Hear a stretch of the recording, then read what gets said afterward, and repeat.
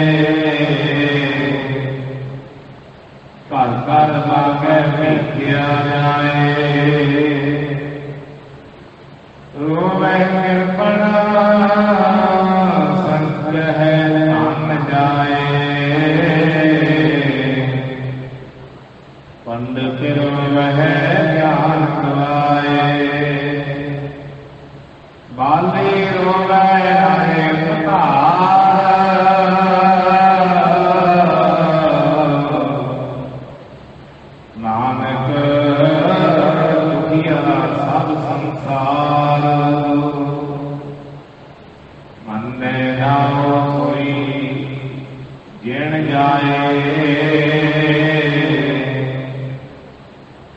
ਔਰੀ ਕਰਮਾ ਨਾਲੇ ਮੈਂ ਲਾਏ ਮੰਨੇ ਨਾਉ ਸੁਣੀ ਜਨ ਜਾਏ ਔਰੀ ਕਰਮਾ ਨਾਲੇ ਮੈਂ ਲਾਏ।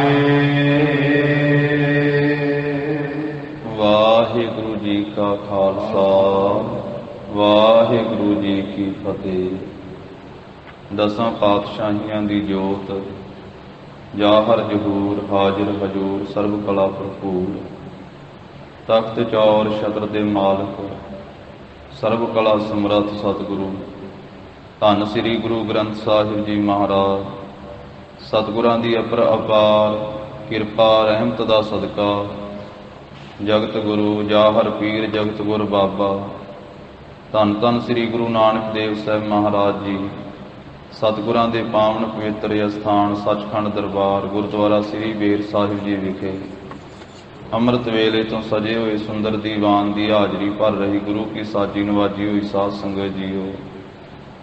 ਪੰਜ ਬਾਣੀਆਂ ਦੇ ਨਿਤਨੇਮ ਤੋਂ ਉਪਰੰਤ ਸਤਿਗੁਰਾਂ ਦੀ ਪਾਵਨ ਹਜ਼ੂਰੀ ਅੰਦਰ ਆਸਾ ਕੀ ਵਾਰ ਦੇ ਸੰਪੂਰਨ ਕੀਰਤਨ ਹੋਏ ਹਨ। ਲੜੀਵਾਰ ਰੂਪ ਦੇ ਵਿੱਚ ਰਾਮਕਲੀ ਰਾਗ ਦੀ ਪਹਿਲੀ ਵਾਰ ਦੇ ਦੁਆਰਾ ਪਾਵਨ ਪਵਿੱਤਰ ਮਹਾਨ ਉਪਦੇਸ਼ ਦੀ ਦਾਤ ਸਤਿਗੁਰੂ ਜੀ ਬਖਸ਼ਿਸ਼ ਕਰ ਰਹੇ ਹਨ, ਜੋ 14ਵੀਂ ਪੌੜੀ ਦੇ ਨਾਲ ਮਹਾਰਾਜ ਸਾਹਿਬ ਜੀ ਨੇ ਸ਼ਲੋਕ ਅੰਕਿਤ ਕੀਤੇ ਹਨ। ਜਿਸ ਇਹ ਪਹਿਲੇ ਸ਼ਲੋਕ ਦੀ ਵਿਚਾਰ ਕੱਲ੍ਹ ਦੇ ਦੀਵਾਨ ਵਿੱਚ ਵੀ ਸਾਧ ਸੰਗਤ ਜੀ ਸਾਂਝੀ ਹੋਈ ਹੈ। ਇਹ ਪਾਵਨ ਸ਼ਲੋਕ ਜਗਤ ਗੁਰੂ ਧੰਨ ਸ੍ਰੀ ਗੁਰੂ ਨਾਨਕ ਦੇਵ ਸਾਹਿਬ ਮਹਾਰਾਜ ਜੀ ਨੇ ਲਾਹੌਰ ਤੋਂ ਸਤਿਘਰੇ ਨਗਰ ਦੇ ਵਿੱਚ ਜਦੋਂ ਆਪ ਜੀ ਗਏ ਹਨ ਤਾਂ ਇੱਕ ਸ਼ਾਹੂਕਾਰ ਦੇ ਪ੍ਰਥਾਏ ਮਹਾਰਾਜ ਸਾਹਿਬ ਜੀ ਨੇ ਉਚਾਰਨ ਕੀਤਾ ਹੈ, ਜਿਸ ਨੂੰ ਗਦੇਲੇ ਲਾ ਕੇ ਬੈਠਿਆਂ ਵੇਖ ਕਰਕੇ ਭਾਈ ਮਰਦਾਨਾ ਜੀ ਨੇ ਆਖਿਆ ਸੀ ਕਿ ਮਹਾਰਾਜ ਆ ਜਿਹੜਾ ਦੁਕਾਨ ਵਿੱਚ ਸ਼ਾਹੂਕਾਰ ਬੈਠਾ ਹੈ ਬੜਾ ਸੁਖੀ ਹੈ। ਵੇਖੋ ਕਿਵੇਂ ਗੋਲ ਗੋਲ ਸਰਾਣੇ ਲਾਏ ਹੋਏ ਆ, ਹੇਠਾਂ ਗਦੇਲੇ ਵਿਛਾਏ ਹੋਏ ਆ। ਮਹਾਰਾਜ ਕਹਿੰਦੇ ਵੀ ਨਾਮ ਤੋਂ ਬਿਨਾਂ ਕੋਈ ਵੀ ਸੁਖੀ ਨਹੀਂ ਹੈ ਭਾਈ ਮਰਦਾਨਿਆ ਸੰਸਾਰ ਵਿੱਚ। ਇਹਨੂੰ ਪੁੱਛ ਕੇ ਤਾਂ ਵੇਖ। ਜਦੋਂ ਜਾ ਕੇ ਪੁੱਛ ਕੇ ਵੇਖਿਆ, ਉਹ ਕਹਿੰਦਾ ਜਿੰਨਾ ਸਾਰੇ ਸੰਸਾਰ ਨੂੰ ਦੁੱਖ ਉਹਨਾਂ ਮੈਨੂੰ ਇਕੱਲੇ ਨੂੰ ਹੀ ਦੁੱਖ ਹੈ।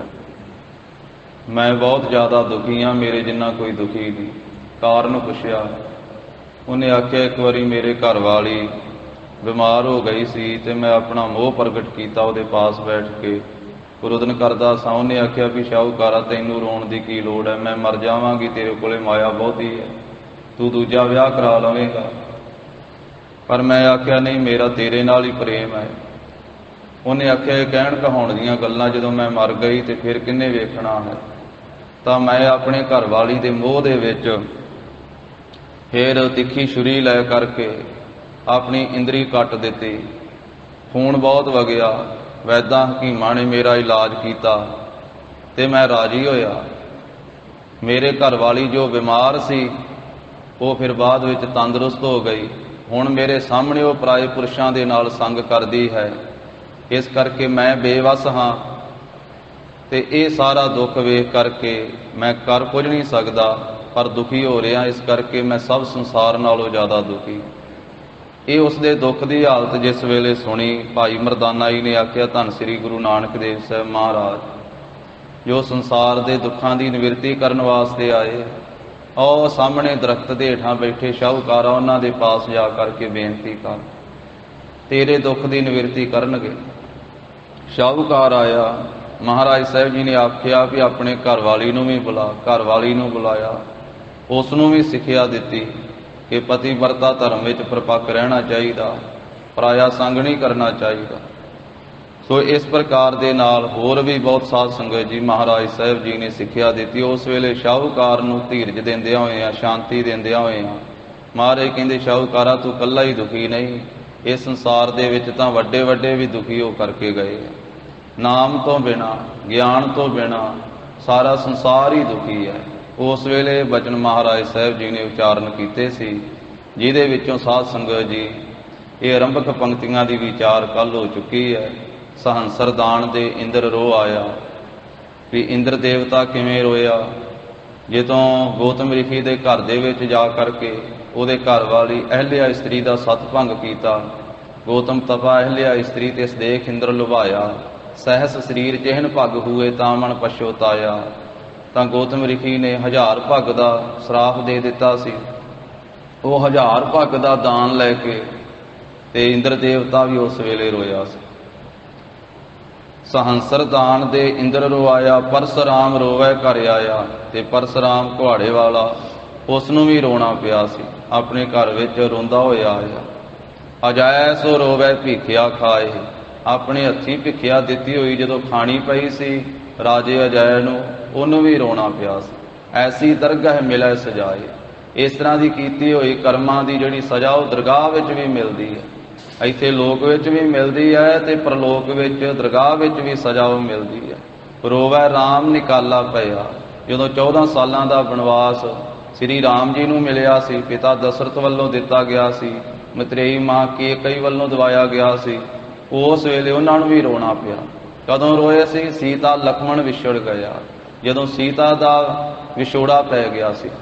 ਬਾਅਦ ਵਿੱਚ ਜਿਸ ਵੇਲੇ ਲక్ష్మణ ਵੀ ਵਿਛੜ ਗਿਆ ਸੀ, ਮੂਰਛਾ ਹੋ ਗਈ ਸੀ ਲక్ష్మణ ਨੂੰ, ਉਸ ਵੇਲੇ ਰੋਣਾ ਪਿਆ।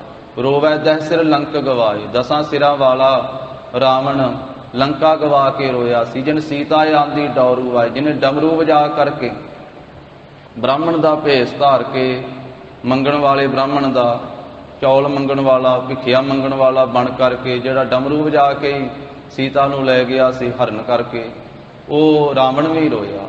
ਰੋਵਹਿ ਪਾਂਡਵ ਭਏ ਮਜੂਰ, ਜਿਨ ਕੈ ਸੁਆਮੀ ਰਹਿਤ ਹਦੂਰ। ਪਾਂਡਵ ਜਿਹੜੇ ਸਨ, ਯੁਧਿਸ਼ਟਰ, ਭੀਮਸੈਨ, ਅਰਜੁਨ, ਨਕੁਲ, ਸਹਿਦੇਵ, ਇਹ 5 ਪਾਂਡਵ ਵੀ ਜਿਸ ਵੇਲੇ ਮਜ਼ਦੂਰ ਬਣਨਾ ਪਿਆ ਸੀ ਇਹਨਾਂ ਨੂੰ, 12 ਸਾਲ ਦਾ ਬਨਵਾਸ ਕੱਟਣਾ ਪਿਆ ਸੀ ਜੂਏ ਵਿੱਚ ਸਭ ਕੁਝ ਹਾਰ ਕੇ, 13ਵੇਂ ਸਾਲ ਵਿੱਚ ਰਾਜੇ ਵਿਰਾਟ ਦੇ ਮਜ਼ਦੂਰ ਬਣ ਕੇ ਰਹੇ ਸੀ, ਨਾਂ ਬਦਲ ਕਰਕੇ ਨੌਕਰ ਬਣ ਕੇ। ਜਿਨ ਕੈ ਸੁਆਮੀ ਰਹਿਤ ਹਦੂਰ, ਜਿਨ੍ਹਾਂ ਦੇ ਪਾਸ ਸ੍ਰੀ ਕ੍ਰਿਸ਼ਨ ਜੀ ਰਹਿੰਦੇ ਸੀ, ਇਹਨਾਂ ਦੀ ਸਹਾਇਤਾ ਕਰਿਆ ਕਰਦੇ ਸਨ। ਸੁਆਮੀ ਨਾਮ ਇੱਥੇ ਸ੍ਰੀ ਕ੍ਰਿਸ਼ਨ ਜੀ ਦਾ ਹੈ। ਜਿਨ੍ਹਾਂ ਦੇ ਪਾਸ ਸ੍ਰੀ ਕ੍ਰਿਸ਼ਨ ਜੀ ਰਹਿੰਦੇ ਸੀ, ਦੁਆਪਰ ਯੁੱਗ ਦੇ ਅਵਤਾਰ, ਉਹਨਾਂ ਬਲ ਵਾਲੇ ਪਾਂਡਵਾਂ ਨੂੰ ਵੀ ਰੋਣਾ ਪਿਆ। ਇੱਥੋਂ ਤੀਕ ਵਿਚਾਰ ਸਾਧ ਸੰਗਤ ਜੀ, ਇਹ ਕੱਲ੍ਹ ਦੇ ਦੀਵਾਨ ਵਿੱਚ ਬੇਨਤੀ ਸਾਂਝੀ ਕੀਤੀ ਗਈ ਸੀ। ਜੋ ਇਹਨਾਂ ਪੰਕਤੀਆਂ ਦੇ ਨਾਲ ਇਤਿਹਾਸ ਹੈ ਉਹ ਵੀ ਬੇਨਤੀ ਸਾਂਝੀ ਕੀਤੀ ਸੀ।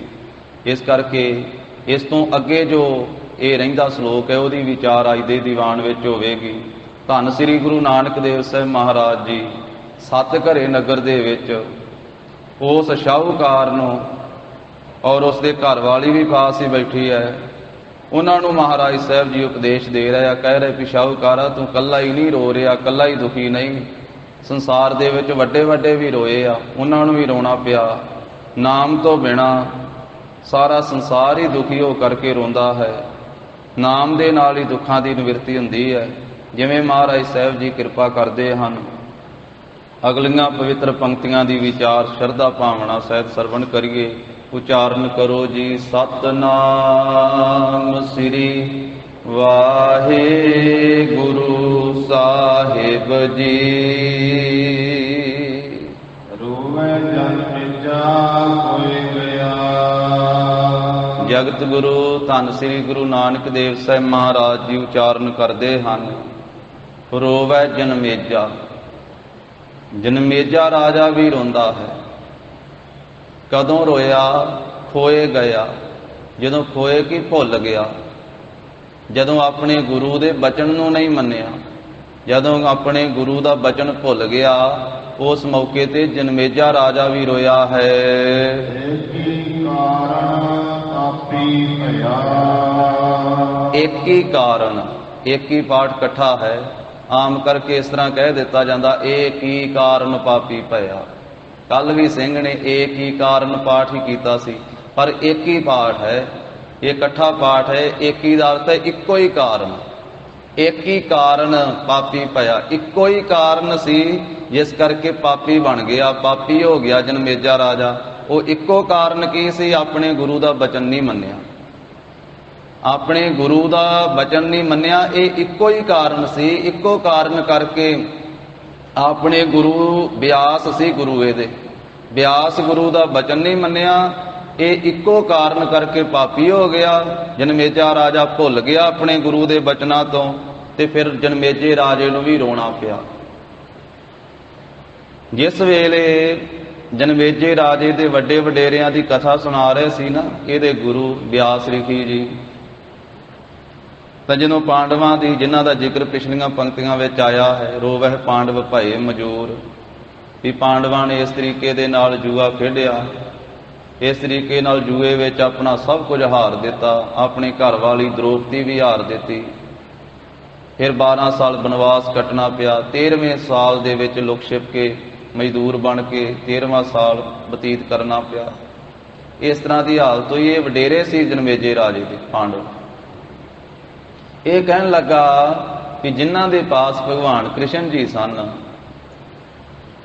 ਤੇ ਇੰਨੇ ਬਲੀ, ਇੰਨੇ ਸਿਆਣੇ ਯੁਧਿਸ਼ਟਰ ਸੀ, ਫਿਰ ਉਹਨਾਂ ਪਾਂਡਵਾਂ ਨੂੰ, ਸਾਡੇ ਬਜ਼ੁਰਗਾਂ ਨੂੰ ਕਿਸੇ ਨੇ ਸਮਝਾਇਆ ਕਿਉਂ ਨਾ? ਜੇ ਕੋਈ ਉਹਨਾਂ ਨੂੰ ਸਮਝਾ ਦਿੰਦਾ, ਉਹ ਜੂਆ ਨਾ ਖੇਡਦੇ, ਉਹਨਾਂ ਨੂੰ ਇੰਨੇ ਦੁੱਖ ਨਾ ਝੱਲਣੇ ਪੈਂਦੇ। ਤੇ ਵਿਆਸ ਰਿਖੀ ਨੇ ਆਖਿਆ ਵੀ ਭਾਵੇਂ ਕੋਈ ਕਿੰਨਾ ਮਰਜ਼ੀ ਸਮਝਾਵੇ, ਜਿਹੜੀ ਭਾਵੀ ਹੋਣੀ ਹੁੰਦੀ ਹੈ ਨਾ, ਉਹ ਹੋ ਕੇ ਰਹਿੰਦੀ ਹੈ। ਜੋ ਭਾਣਾ ਵਰਤਣਾ ਹੁੰਦਾ ਉਹ ਵਰਤ ਕੇ ਰਹਿੰਦਾ ਹੈ। ਉੱਥੇ ਸਮਝਾਉਣ ਦੀ ਗੱਲ ਨਹੀਂ ਚੱਲਦੀ। ਕਹਿੰਦਾ ਵੀ ਜੇ ਕੋਈ ਉਹਨਾਂ ਨੂੰ ਪਹਿਲੋਂ ਦੱਸ ਦਿੰਦਾ, ਜੇ ਭਗਵਾਨ ਕ੍ਰਿਸ਼ਨ ਜੀ ਭਾਵੇਂ ਦੱਸ ਦਿੰਦੇ ਜਾਂ ਹੋਰ ਕੋਈ ਦੱਸ ਦਿੰਦਾ ਵੀ ਤੁਹਾਡੇ ਨਾਲ ਆਹ ਕੁਝ ਵਰਤਣ ਵਾਲਾ ਹੈ, ਤੇ ਫਿਰ ਉਹ ਸਾਵਧਾਨ ਹੋ ਜਾਂਦੇ, ਸੁਚੇਤ ਹੋ ਜਾਂਦੇ ਵੀ ਸਾਨੂੰ ਆਹ ਕੁਝ ਦੁੱਖ ਨਾ ਝੱਲਣੇ ਪੈਣ। ਜੇ ਕੋਈ ਪਹਿਲੋਂ ਦੱਸ ਦਵੇ ਫਿਰ ਤਾਂ ਬੰਦਾ ਬਚ ਹੀ ਸਕਦਾ ਹੈ ਨਾ ਉਸ ਦੁੱਖ ਤੋਂ। ਗੁਰੂ ਨੇ ਆਖਿਆ, ਵਿਆਸ ਰਿਖੀ ਨੇ, ਜਨਮੇਜੇ ਰਾਜੇ ਦੇ ਗੁਰੂ ਨੇ, ਉਹਨੇ ਕਿਹਾ ਵੀ ਨਹੀਂ, ਭਾਵੇਂ ਪਹਿਲੋਂ ਵੀ ਦੱਸ ਦਈਏ, ਜਿਹੜੀ ਹੋਣੀ ਹੁੰਦੀ ਹੈ ਉਹ ਹੋ ਕੇ ਰਹਿੰਦੀ। ਪਰ ਇਹ ਵਾਰ-ਵਾਰ ਜਿੱਦ ਕਰੀ ਗਿਆ ਵੀ ਜੇ ਕੋਈ ਪਹਿਲੋਂ ਦੱਸ ਦਵੇ ਫਿਰ ਕਿਵੇਂ ਹੋ ਸਕਦੀ ਹੈ, ਫਿਰ ਤਾਂ ਬੰਦਾ ਬਚ ਹੀ ਸਕਦਾ। ਉਹਨੇ ਕਿਹਾ ਜੇ ਤੇਰੇ ਨਾਲ ਜੋ ਹੋਣਾ ਮੈਂ ਤੈਨੂੰ ਪਹਿਲੋਂ ਦੱਸ ਦੇਣਾ, ਤੇ ਤੂੰ ਆਪਣੇ ਬਚਾਅ ਦਾ ਯਤਨ ਕਰ ਲਾ। ਉਹਨੇ ਆਖਿਆ ਵੀ ਤੂੰ ਘੋੜੀ ਖਰੀਦੇਗਾ, ਉਹਦੇ ਤੇ ਫਿਰ ਚੜ੍ਹ ਕੇ ਸ਼ਿਕਾਰ ਖੇਲਣ ਜਾਵੇਂਗਾ, ਉਹਦਾ ਸੰਬੰਧ ਦਰਿਆਈ ਘੋੜੇ ਨਾਲ ਹੋਵੇਗਾ, ਉਹ ਘੋੜੀ ਵਿਸ਼ੇਰਾ ਦੇਵੇਗੀ, ਉਹਦੇ ਕੰਨ ਕਾਲੇ ਹੋਣਗੇ, ਸਰੀਰ ਸਾਰਾ ਜਿਹੜਾ ਵਾ ਉਹ ਚਿੱਟਾ ਹੋਵੇਗਾ। ਉਸ ਵਿਸ਼ੇਰੇ ਨੂੰ ਛੱਡ ਕੇ ਤੂੰ ਜੱਗ ਕਰੇਂਗਾ। ਜੱਗ ਦੇ ਵਿੱਚ ਐਸਾ ਤੇਰੇ ਤੋਂ ਪਾਪ ਹੋਵੇਗਾ ਵੀ ਜਿਸ ਪਾਪ ਕਰਕੇ ਤੈਨੂੰ ਕੋੜ ਦਾ ਰੋਗ ਲੱਗਣਾ, ਉਸ ਕੋੜ ਦੇ ਰੋਗ ਨਾਲ ਤੂੰ ਮਰਨਾ ਹੈ। ਤੇ ਤੈਨੂੰ ਮੈਂ ਪਹਿਲਾਂ ਦੱਸ ਦਿੱਤਾ ਤੇ ਤੇਰੇ ਨਾਲ ਇਹ ਹੋਣੀ ਹੈ, ਤੂੰ ਆਪਣਾ ਬੰਦੋਬਸਤ ਕਰ ਲਾ, ਆਪਣਾ ਬਚਾਅ ਕਰ ਲਾ। ਇਹਨੇ ਹੁਣ ਆਪਣੇ ਬਚਾਅ ਕਰਨ ਦਾ ਯਤਨ ਕੀਤਾ ਰਾਜੇ ਜਨਮੇਜੇ ਨੇ। ਇਹਨੇ ਜਾ ਕੇ ਆਪਣੇ ਮਹਿਲਾਂ ਦੇ ਵਿੱਚ ਆਪਣੇ ਵਜ਼ੀਰਾਂ ਨੂੰ, ਆਪਣੇ ਅਹਿਲਕਾਰਾਂ ਨੂੰ ਕਹਿ ਦਿੱਤਾ ਵੀ ਅੱਜ ਤੋਂ ਘੋੜੀਆਂ ਖਰੀਦਣੀਆਂ ਬੰਦ ਕਰਤੀਆਂ, ਕੋਈ ਘੋੜਾ ਨਹੀਂ ਖਰੀਦਣਾ ਤੇ ਕੋਈ ਘੋੜੀ ਨਹੀਂ ਖਰੀਦਣੀ। ਜਿਹੜੇ ਪਹਿਲੇ ਹੈਗੇ ਸੀ ਉਹ ਹੈਗੇ ਸੀ। ਸਮਾਂ ਪਾ ਕਰਕੇ ਕੁਝ ਘੋੜੇ ਮਰ ਗਏ, ਘੋੜੀਆਂ ਮਰ ਗਈਆਂ ਤੇ ਮੇਲਾ ਖਾਲੀ ਹੋਣ ਲੱਗ ਪਿਆ। ਵਜ਼ੀਰਾਂ ਨੇ ਸਲਾਹ ਦਿੱਤੀ ਵੀ ਰਾਜਨ ਇਸ ਤਰ੍ਹਾਂ ਕਿਵੇਂ ਆਪਣਾ ਕੰਮ ਚੱਲੇਗਾ? ਰਾਜੇ ਜੇ ਘੋੜੀਆਂ ਨਾ ਖਰੀਦਣ ਤੇ ਆਪਣੀ ਫੌਜ ਨੂੰ ਘੋੜੇ ਚਾਹੀਦੇ ਆ, ਤੇ ਆਪਾਂ ਫੌਜ ਨੂੰ ਘੋੜੇ ਕਿਵੇਂ ਦੇਵਾਂਗੇ? ਕੁਝ ਸਮਾਂ ਇਹਨੇ ਜਿੱਦ ਕਰ ਛੱਡੀ, ਨਾ ਖਰੀਦੇ। ਫਿਰ ਇੱਕ ਵਧੀਆ ਨਸਲ ਦੀ ਬਹੁਤ ਸੋਹਣੇ ਰੰਗ ਦੀ ਘੋੜੀ ਆਈ। ਵਜ਼ੀਰ ਨੇ ਆਖਿਆ ਵੀ ਇਹ ਘੋੜੀ ਬੜੀ ਵਧੀਆ, ਇਹਦੀ ਚਾਲ ਬੜੀ ਸੋਹਣੀ, ਇਹਦਾ ਰੰਗ ਰੂਪ ਬੜਾ ਸੋਹਣਾ, ਇਹਦੀ ਨਸਲ ਬੜੀ ਸੋਹਣੀ, ਇਹ ਘੋੜੀ ਖਰੀਦੀ ਜਾਵੇ। ਰਾਜਨ ਤੁਸੀਂ ਚੜ੍ਹਨਾ ਹੀ ਨਹੀਂ, ਸਵਾਰੀ ਨਹੀਂ ਕਰਨੀ, ਤੁਸੀਂ ਸਵਾਰੀ ਨਾ ਕਰਿਓ, ਪਰ ਖਰੀਦ ਕੇ ਤਬੇਲੇ ਵਿੱਚ ਰੱਖ ਲੈਨੇ ਆ, ਇਹਦੇ ਤੋਂ ਅੱਗੇ ਆਪਾਂ ਨੂੰ ਘੋੜੇ ਪ੍ਰਾਪਤ ਹੋਣਗੇ। ਉਹਨੇ ਕਿਹਾ ਠੀਕ ਹੈ, ਚੱਲ ਖਰੀਦ ਲਓ। ਖਰੀਦ ਕੇ ਤਬੇਲੇ ਵਿੱਚ ਘੋੜੀ ਬੰਨ੍ਹ ਲਈ। ਹੁਣ ਵਜ਼ੀਰ ਉਹਦੇ ਤੇ ਸਵਾਰੀ ਕਰਦੇ, ਉਹਨਾਂ ਆਖਿਆ ਵੀ ਇਹ ਘੋੜੀ ਬੜੀ ਸੋਹਣੀ ਚਾਲ ਚੱਲਦੀ ਹੈ, ਰਾਜੇ ਇਹਦੇ ਤੇ ਸਵਾਰੀ ਕਰਕੇ ਤਾਂ ਵੇਖੋ। ਤੇ ਰਾਜੇ ਨੇ ਫਿਰ ਆਖਿਆ ਵੀ ਹਾਂ, ਗੁਰੂ ਨੇ ਆਖਿਆ ਸੀ ਵੀ ਦੱਖਣ ਵਾਲੇ ਪਾਸੇ ਨੂੰ ਤੂੰ ਜਾਵੇਂਗਾ ਘੋੜੀ ਤੇ ਸਵਾਰ ਹੋ ਕਰਕੇ। ਚੱਲ ਮੈਂ ਦੱਖਣ ਵਾਲੇ ਪਾਸੇ ਨੂੰ ਨਾ ਜਾਵਾਂਗਾ, ਦੂਜੇ ਪਾਸੇ ਚਲੇ ਜਾਣਾ ਸਵਾਰੀ ਕਰਕੇ। ਘੋੜੀ ਦੀ ਸਵਾਰੀ ਕਰ ਲਈ, ਜੰਗਲ ਵਿੱਚ ਸ਼ਿਕਾਰ ਖੇਡਣ ਚਲੇ ਗਿਆ ਵੀ ਦੱਖਣ ਵੱਲ ਨੂੰ ਨਹੀਂ ਜਾਣਾ। ਉਹ ਸ਼ਿਕਾਰ ਜਦੋਂ ਨਿਕਲਿਆ, ਸ਼ਿਕਾਰ ਭੱਜਾ ਹੀ ਦੱਖਣ ਵੱਲ, ਮਗਰ ਘੋੜੀ ਲਾਈ ਉਧਰ ਨੂੰ ਚਲੇ ਗਿਆ। ਉਸੇ ਤਰ੍ਹਾਂ ਹੀ ਫਿਰ ਉਹ ਪਾਣੀ ਦੇ ਢਾਬ ਦੇ ਕੰਢੇ ਤੇ, ਤਾਲ ਦੇ ਕੰਢੇ ਦੇ ਉੱਤੇ ਥੱਕਿਆ ਦੁਪਹਿਰੇ ਜਿਹੜਾ ਸੀ ਘੋੜੀ ਦਰਖਤ ਨਾਲ ਬੰਨ੍ਹ ਕੇ ਉੱਥੇ ਸੌਂ ਗਿਆ। ਦਰਿਆਈ ਘੋੜਾ ਨਿਕਲਿਆ, ਉਹਦਾ ਸੰਬੰਧ ਹੋਇਆ ਘੋੜੀ ਦੇ ਨਾਲ। ਸਮਾਂ ਪਾ ਕਰਕੇ ਉਸ ਘੋੜੀ ਨੇ ਵਿਸ਼ੇਰਾ ਦਿੱਤਾ, ਜਿਹਦੇ ਕੰਨ ਕਾਲੇ ਸੀ, ਬਾਕੀ ਸਾਰਾ ਸਰੀਰ ਜਿਹੜਾ ਸੀ ਉਹ ਚਿੱਟਾ ਸੀ। ਬਾਕੀ ਸਾਰਾ ਚੰਦਰਮਾ ਵਰਗਾ ਬਾਕੀ ਸਰੀਰ ਹੈ। ਫਿਰ ਵਜ਼ੀਰਾਂ ਨੇ ਸਲਾਹ ਦਿੱਤੀ ਵੀ ਇਹ ਵਿਸ਼ੇਰਾ ਬੜਾ ਸੋਹਣਾ ਹੈ ਤੇ ਰਾਜਾ ਸਮੇਤ ਜੱਗ ਕਰਨਾ ਚਾਹੀਦਾ ਹੈ ਵਿਸ਼ੇਰੇ ਨੂੰ ਛੱਡ ਕੇ। ਪੁਰਾਣੇ ਸਮੇਂ 'ਚ ਰਾਜੇ ਲੋਕ ਇਹ ਜੱਗ ਕਰਿਆ ਕਰਦੇ ਸੀ। ਕਹਿੰਦੇ ਜਿਹੜਾ 101 ਜੱਗ ਕਰੇ ਸਮੇਤ ਜੱਗ ਉਹਨੂੰ ਇੰਦਰ ਦੀ ਪਦਵੀ ਮਿਲਦੀ ਹੈ। ਉਹ ਵਜ਼ੀਰਾਂ ਨੇ ਪ੍ਰੇਰਿਆ ਕਿ ਜੱਗ ਕਰਨਾ ਚਾਹੀਦਾ। ਇਹਨੇ ਵਿਸ਼ੇਰਾ ਛੱਡ ਕਰਕੇ ਉਹ ਕਾਲੇ ਕੰਨਾਂ ਵਾਲਾ ਚਿੱਟੇ ਰੰਗ ਵਾਲਾ ਬੜਾ ਸੁੰਦਰ ਵਿਸ਼ੇਰਾ ਫਿਰ ਜੱਗ ਕੀਤਾ। ਜੱਗ ਦੇ ਵਿੱਚ 18 ਗੋਤਾਂ ਦੇ ਬ੍ਰਾਹਮਣ ਸੱਦੇ। ਹੁਣ ਇਹ ਰਾਜਾ ਤੇ ਇਹਦੀ ਰਾਣੀ ਬ੍ਰਾਹਮਣਾਂ ਨੂੰ ਉਹ ਭੋਜਨ ਛਕਾ ਰਹੇ ਆ, ਖੀਰ ਕੜਾ ਛਕਾ ਰਹੇ, ਹੋਰ ਪਦਾਰਥ ਛਕਾ ਰਹੇ ਆ। ਉਹ ਰਾਣੀ ਵਾਰ-ਵਾਰ ਜਦੋਂ ਵਰਤਾਉਂਦੀ ਆ ਤੇ ਉਹ ਹਰੇਕ ਵਾਰੀ ਜਦੋਂ ਵਰਤਾਉਣ ਵਾਸਤੇ ਆਉਂਦੀ ਹੈ ਤੇ ਬਸਤਰ ਬਦਲ ਕੇ ਆਉਂਦੀ ਹੈ। ਇੱਕ ਵਾਰੀ ਪੰਗਤ ਵਿੱਚ ਦੀ ਵਰਤਾ ਜਾਂਦੀ ਕੋਈ ਚੀਜ਼ ਤੇ ਦੂਸਰੀ ਵਾਰੀ ਜਦੋਂ ਵਰਤਾਉਣ ਆਉਂਦੀ ਹੈ ਤੇ ਬਸਤਰ ਬਦਲ ਕਰਕੇ ਫਿਰ ਵਰਤਾਉਣ ਆਉਂਦੀ। ਬ੍ਰਾਹਮਣ ਜਿਹੜੇ ਸੀ, ਕੁਝ ਨੌਜਵਾਨ ਬ੍ਰਾਹਮਣ ਵੀ ਵਿੱਚ, ਉਹਨਾਂ ਨੇ ਆਪਸ ਵਿੱਚ ਗੱਲਬਾਤ ਕੀਤੀ। ਉਹ ਕਹਿੰਦੇ ਵੀ ਇਹ ਰਾਣੀ ਉਹ ਇੱਕੋ ਹੀ ਰਾਣੀ ਆ ਜਿਹੜੀ ਵਾਰ-ਵਾਰ ਵਰਤਾਉਣ ਵਾਸਤੇ ਆਉਂਦੀ ਹੈ। ਕੁਝ ਕਹਿੰਦੇ ਨਹੀਂ ਇਹ ਹੋਰ ਵਾ। ਉਹ ਇੱਕ ਬ੍ਰਾਹਮਣ ਨੇ ਕੀ ਕੀਤਾ ਵੀ ਜਿਸ ਵੇਲੇ ਉਹ ਵਰਤਾਉਣ ਵਾਸਤੇ ਆਈ ਤੇ ਇੱਕ ਖੀਰ ਦਾ ਭੋਰਾ, ਖੀਰ ਦਾ ਛਿੱਟਾ ਉਹਦੇ ਪੈਰ ਦੇ ਉੱਤੇ ਛਿੱਟ ਲਾ ਦਿੱਤੀ, ਪੈਰ ਉੱਤੇ ਛਿੱਟਾ ਮਾਰ ਦਿੱਤਾ। ਜਦੋਂ ਦੂਸਰੀ ਵਾਰੀ ਆਈ ਫਿਰ ਵਰਤਾਉਣ ਵਾਸਤੇ ਉਹ ਰਾਜੇ ਦੇ ਜਨਮੇਜੇ ਦੇ ਘਰ ਵਾਲੀ ਰਾਣੀ, ਤੇ ਉਹਨਾਂ ਵੇਖਿਆ ਕਿ ਉਹ ਪੈਰ ਉੱਤੇ ਉਹੋ ਹੀ ਖੀਰ ਦੀ ਛਿੱਟ ਪਈ ਹੈ। ਉਹ ਕਹਿੰਦੇ ਵੇਖਿਆ ਮੈਂ ਆਖਿਆ ਸੀ ਨਾ ਉਹੀ ਰਾਣੀ ਹੈ, ਬਸਤਰ ਬਦਲ ਕੇ ਆਉਂਦੀ ਹੈ ਵਾਰ-ਵਾਰ। ਇਹ ਵੀ ਇੱਕ ਕਾਰਨ ਬਣਿਆ। ਫਿਰ ਐਸਾ ਵੀ ਲਿਖਿਆ ਹੈ ਵੀ ਹਵਾ ਚੱਲਣ ਦੇ ਨਾਲ ਰਾਣੀ ਦੇ ਬਸਤਰ ਉੱਡ ਗਏ, ਉਹ ਨਗਨ ਹੋਈ ਤੇ ਉਹਦਾ ਨਗੇਜ ਵੇਖ ਕਰਕੇ ਤੇ ਬ੍ਰਾਹਮਣ ਜਿਹੜੇ ਸੀ ਉਹ ਭੋਜਨ ਛਕਦੇ ਛਕਦੇ ਹੱਸਣ ਲੱਗ ਪਏ। ਜਦੋਂ ਹੱਸਣ ਲੱਗ ਪਏ ਰਾਜੇ ਜਨਮੇਜੇ ਨੂੰ ਗੁੱਸਾ ਚੜਿਆ ਕਿ ਬ੍ਰਾਹਮਣੋ ਮੈਂ ਤੁਹਾਨੂੰ ਘਰੇ ਸੇਵਾ ਕਰਨ ਵਾਸਤੇ ਸੱਦਿਆ, ਤੁਸੀਂ ਮੇਰੀ ਰਾਣੀ ਵੱਲੇ ਵੇਖ ਕੇ ਹੱਸਦੇ ਹੋ। ਸਿਪਾਹੀਆਂ ਨੂੰ ਨਾਲ ਲੈ ਕਰਕੇ ਤੇ ਉਹਨਾਂ 18 ਗੋਤਾਂ ਵਾਲੇ ਬ੍ਰਾਹਮਣਾਂ ਨੂੰ ਜਿਹੜੇ ਹਵਨ ਹੋ ਰਹੇ ਸੀ ਨਾ ਤੇ ਲੰਗਰ ਪੱਕ ਰਿਹਾ ਸੀ, ਚੁੱਲ੍ਹੇ ਲੋਹਾਂ ਅੱਗ ਬਲ ਰਹੀ ਸੀ, ਉਹਦੇ ਵਿੱਚ ਅੱਗ ਦੇ ਸੁੱਟ ਕੇ ਸਾਰੇ ਬ੍ਰਾਹਮਣ ਸਾੜ ਕੇ ਮਾਰ ਦਿੱਤੇ। ਸਾਰੇ ਬ੍ਰਾਹਮਣ ਸਾੜ ਕੇ ਜਦੋਂ ਮਾਰੇ ਤੇ ਫਿਰ ਉਹ ਬ੍ਰਾਹਮਣਾਂ ਨੂੰ ਸਾੜ ਕੇ ਮਾਰਨ ਦਾ ਜਿਹੜਾ ਪਾਪ ਲੱਗਿਆ ਉਹਦੇ ਨਾਲ ਫਿਰ ਕੋਹੜੀ ਹੋ ਗਿਆ ਰਾਜਾ ਜਨਮੇਜਾ। ਕੋਹੜੀ ਹੋਇਆ ਫਿਰ ਆਪਣੇ ਗੁਰੂ ਬਿਆਸ ਰਿਖੀ ਦੇ ਕੋਲੇ ਗਿਆ।